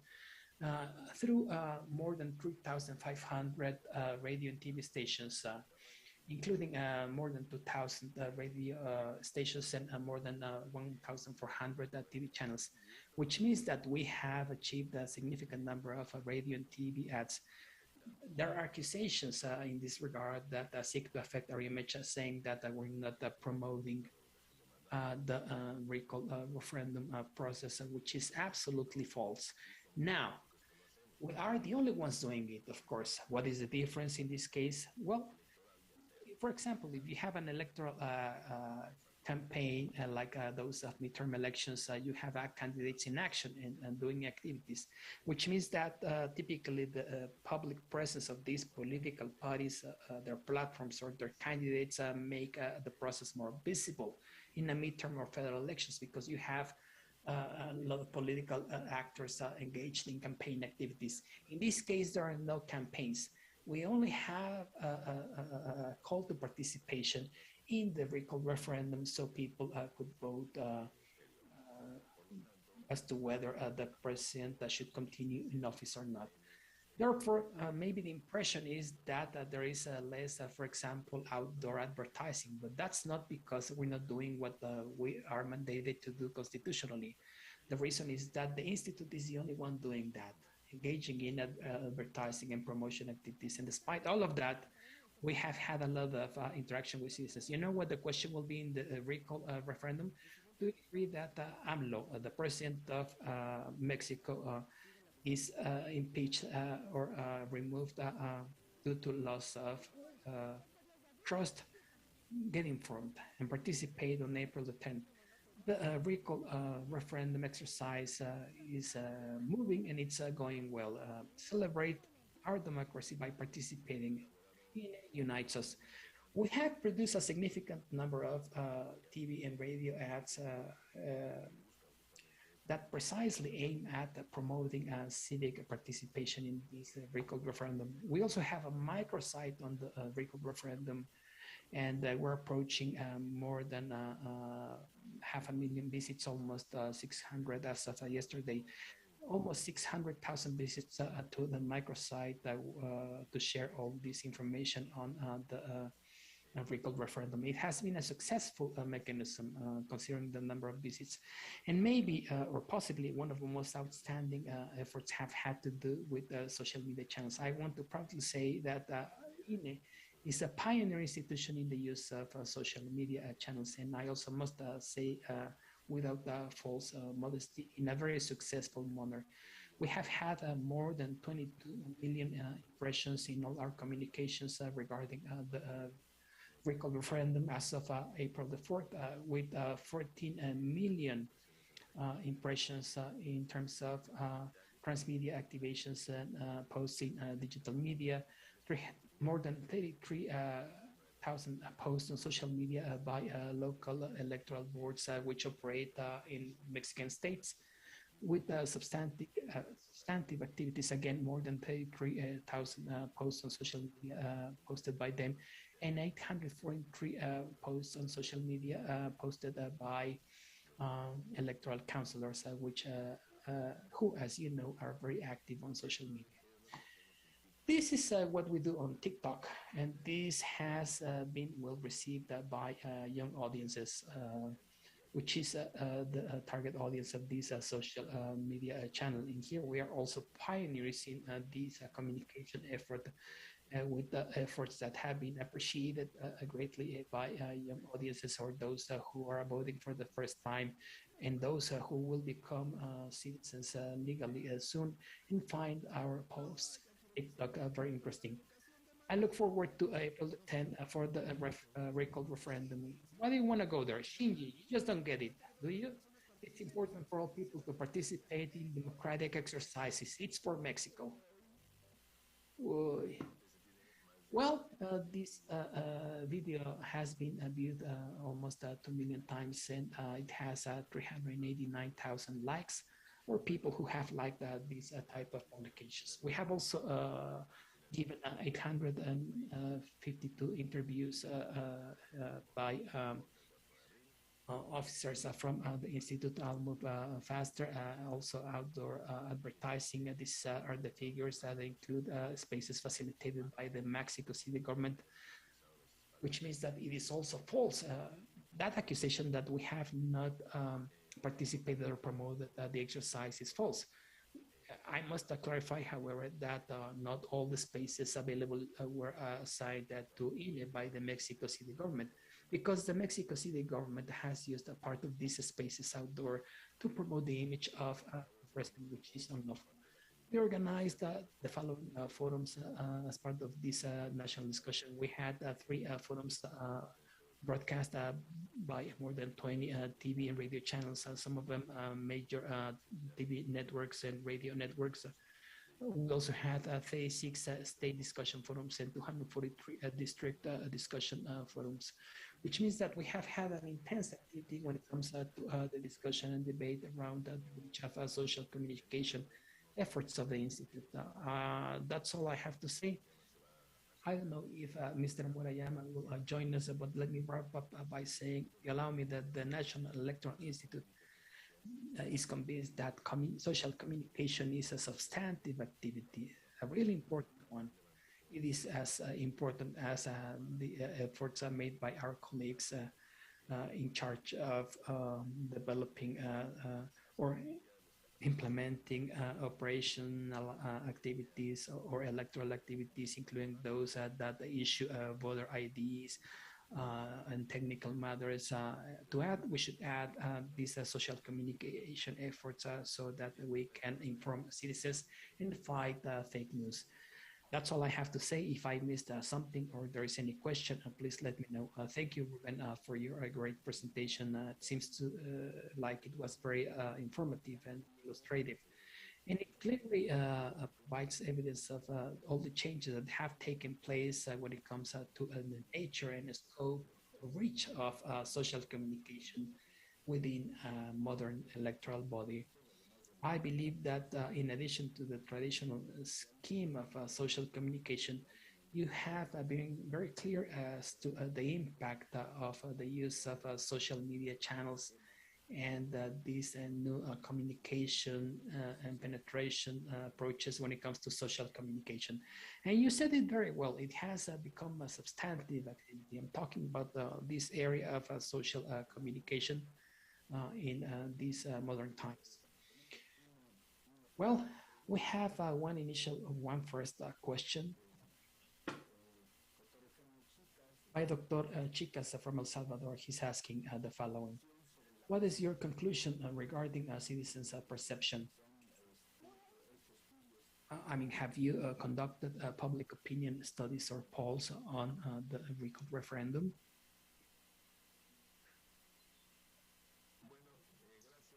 Well, thank you, Dr. Chicas, for that question. And let me tell you that INE does not conduct a public opinion polls or studies regarding what we actually do. I mean, we do some surveys or we conduct surveys on the general activities of the Institute, but in the particular case of the recall referendum, we didn't do it. But there are many other colleagues.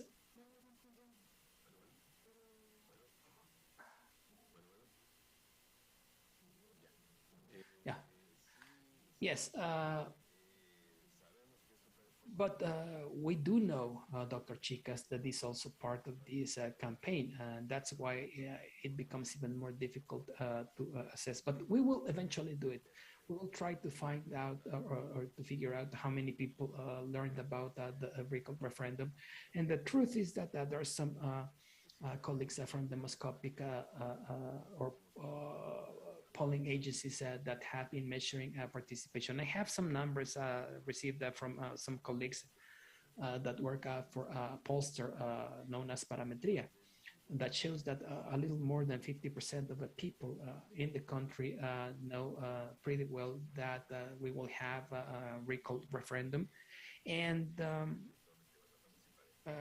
who could eventually participate in the process. So there are several demoscopic studies, not conducted by us, but by the demoscopic industry in Mexico. And in general terms, what we have been able to learn from these studies is that we have been efficient when it comes to our communication strategy. I insist, we are the only entity responsible for engaging in activities to communicate all the information about this process. So with the limited resources we have and our best efforts, we have done the best from a communication standpoint at the service to the service of this exercise. And a good indicator finally will be the one on Sunday itself, once we know the percentage of participation of citizens in polling stations. And I can see another comment by Felix Gonzalez. He says, has there been any hack attack on your computer systems? Yes, there have been attempts, and this has not only happened with this referendum. We are always the target of cyber attacks, but our IT department, which has been doing this for many years, is constantly monitoring our IT security systems to prevent cyber attacks that could affect our operations. Our systems have never been hacked. Our website in .mx has not been hacked. We haven't seen the posting of changes or images on top of our main page, which means that we have been able to engage in our communications activities without a problem. We know that there have been attempts because our IT people tell us. They often tell us, look, there was a massive attack 3 days ago. We don't know where it came from, but it seems like it came from some servers in the Far East, and that's where these cyber attacks came from, but they were unable to penetrate the system. But it's important to mention that all the systems are in place to protect the personal data of citizens, and those have been very effective. And that's important because the Institute is responsible of their correct use. And that includes information on voter IDs, which have pictures of all the citizens. And that also has information for the list of voters that will be made available to polling stations, so that they confirm that citizens like me are actually the owners of a voter ID and confirm that they are the ones that should be allowed to vote. And him and only him can cast his vote. And that data is completely protected and shielded with our IT systems. Thanks a lot. Thanks a lot, dear Ruben. We still have the Q&A open, or the chat open for any comments or opinions regarding the presentation by our social communication coordinator at INE. Apparently, there are no further questions or comments, and I haven't received anything else in the chat. Okay. Oh, excuse me. Yes, Dr. Romero, you wanted to say something from Bolivia. Thanks a lot, Manuel, and thanks a lot, Ruben, for your kind and interesting explanation. I believe that you provided a lot of detailed information, but I would ask you if you, and I apologize for not doing it in the chat, but if you had to mention one or two main elements that have made this campaign different from previous electoral processes in terms of innovation in communication. Elemento o esos par de elementos centrales. What those key elements would be. Thank you, Dr. Romero, and it's a pleasure to see you and greet you. We saw you a couple of months ago. I would highlight two key aspects, if you allow me. The first one has to do with the decision that the role of the Institute is to provide explanation about these processes, which is also an educational approach that forces or has led the Institute to be very careful and accurate when it comes to all the stages and steps involved in the development of an electoral process like that of 2018 and 2021, and as well as the first referendum we had in August last year, and now in this case with the recall referendum. In effect, this was a different moment in the sense that we were the only ones, again, that had the power and the obligation to promote the recall referendum, which means that we're not competing against other political actors when it comes to the promotion of this process, unlike an electoral process like the one we had last year, where you have lots of social and political actors, and there's a lot of noise, and you have the media, candidates, there's a lot of information about positions for elected officials. The challenge here involved two aspects. Number one, how to make a better use or the best use of TV and radio airtime, considering that we were the only ones that could promote the referendum. How to make sure that these messages giving our limitations could reach all the people who wanted by making changes or adaptations to the different platforms. For example, how could we get communication to be effective on Twitter, considering the nature or the characteristics of this social media channel, or what we could do to convey information on YouTube, which is a very robust channel, and be more effective, or doing it on TikTok, where we have been very experimental, because we have had some challenges, but we have been also experimenting given the audience, our target audience. So I believe that the challenge lies in explaining our decisions and the information for these different moments, so that everybody, including my aunt and my grandmother, understand it. Because as we know, electoral language can be quite technical and complicated. We talk about cautionary measures, and we talk about order this or that impedes this and that. So there are many decisions that are made, and that the experts in electoral processes obviously know what we're talking about. But what you have to do is to translate this message. That's what we have to do in social communication. Translate it, use pedagogy and efficient use of each and every one of the platforms or venues of communication, all of them differentiated, and of course, never lose sight of conventional or traditional means of communication, like traditional TV, radio, with community radio stations, and that's where messages are shared with faraway communities, because in Mexico and in Latin America, we have dispersed communities that use community radio as sometimes their only way of communication. So for us, it's very important. And we also have other activities, such as using a speaker and going out into the streets and put it on cars and let the neighbors know that we are going to have a recall referendum. But those are much more specific. So pedagogy and knowledge of the platform that you're going to use would be the two main points for my answer. Thank you very much, Ruben. As far as I can see, there are no more questions. So I would like to ask you to recap on the topic of fake news and the work that you do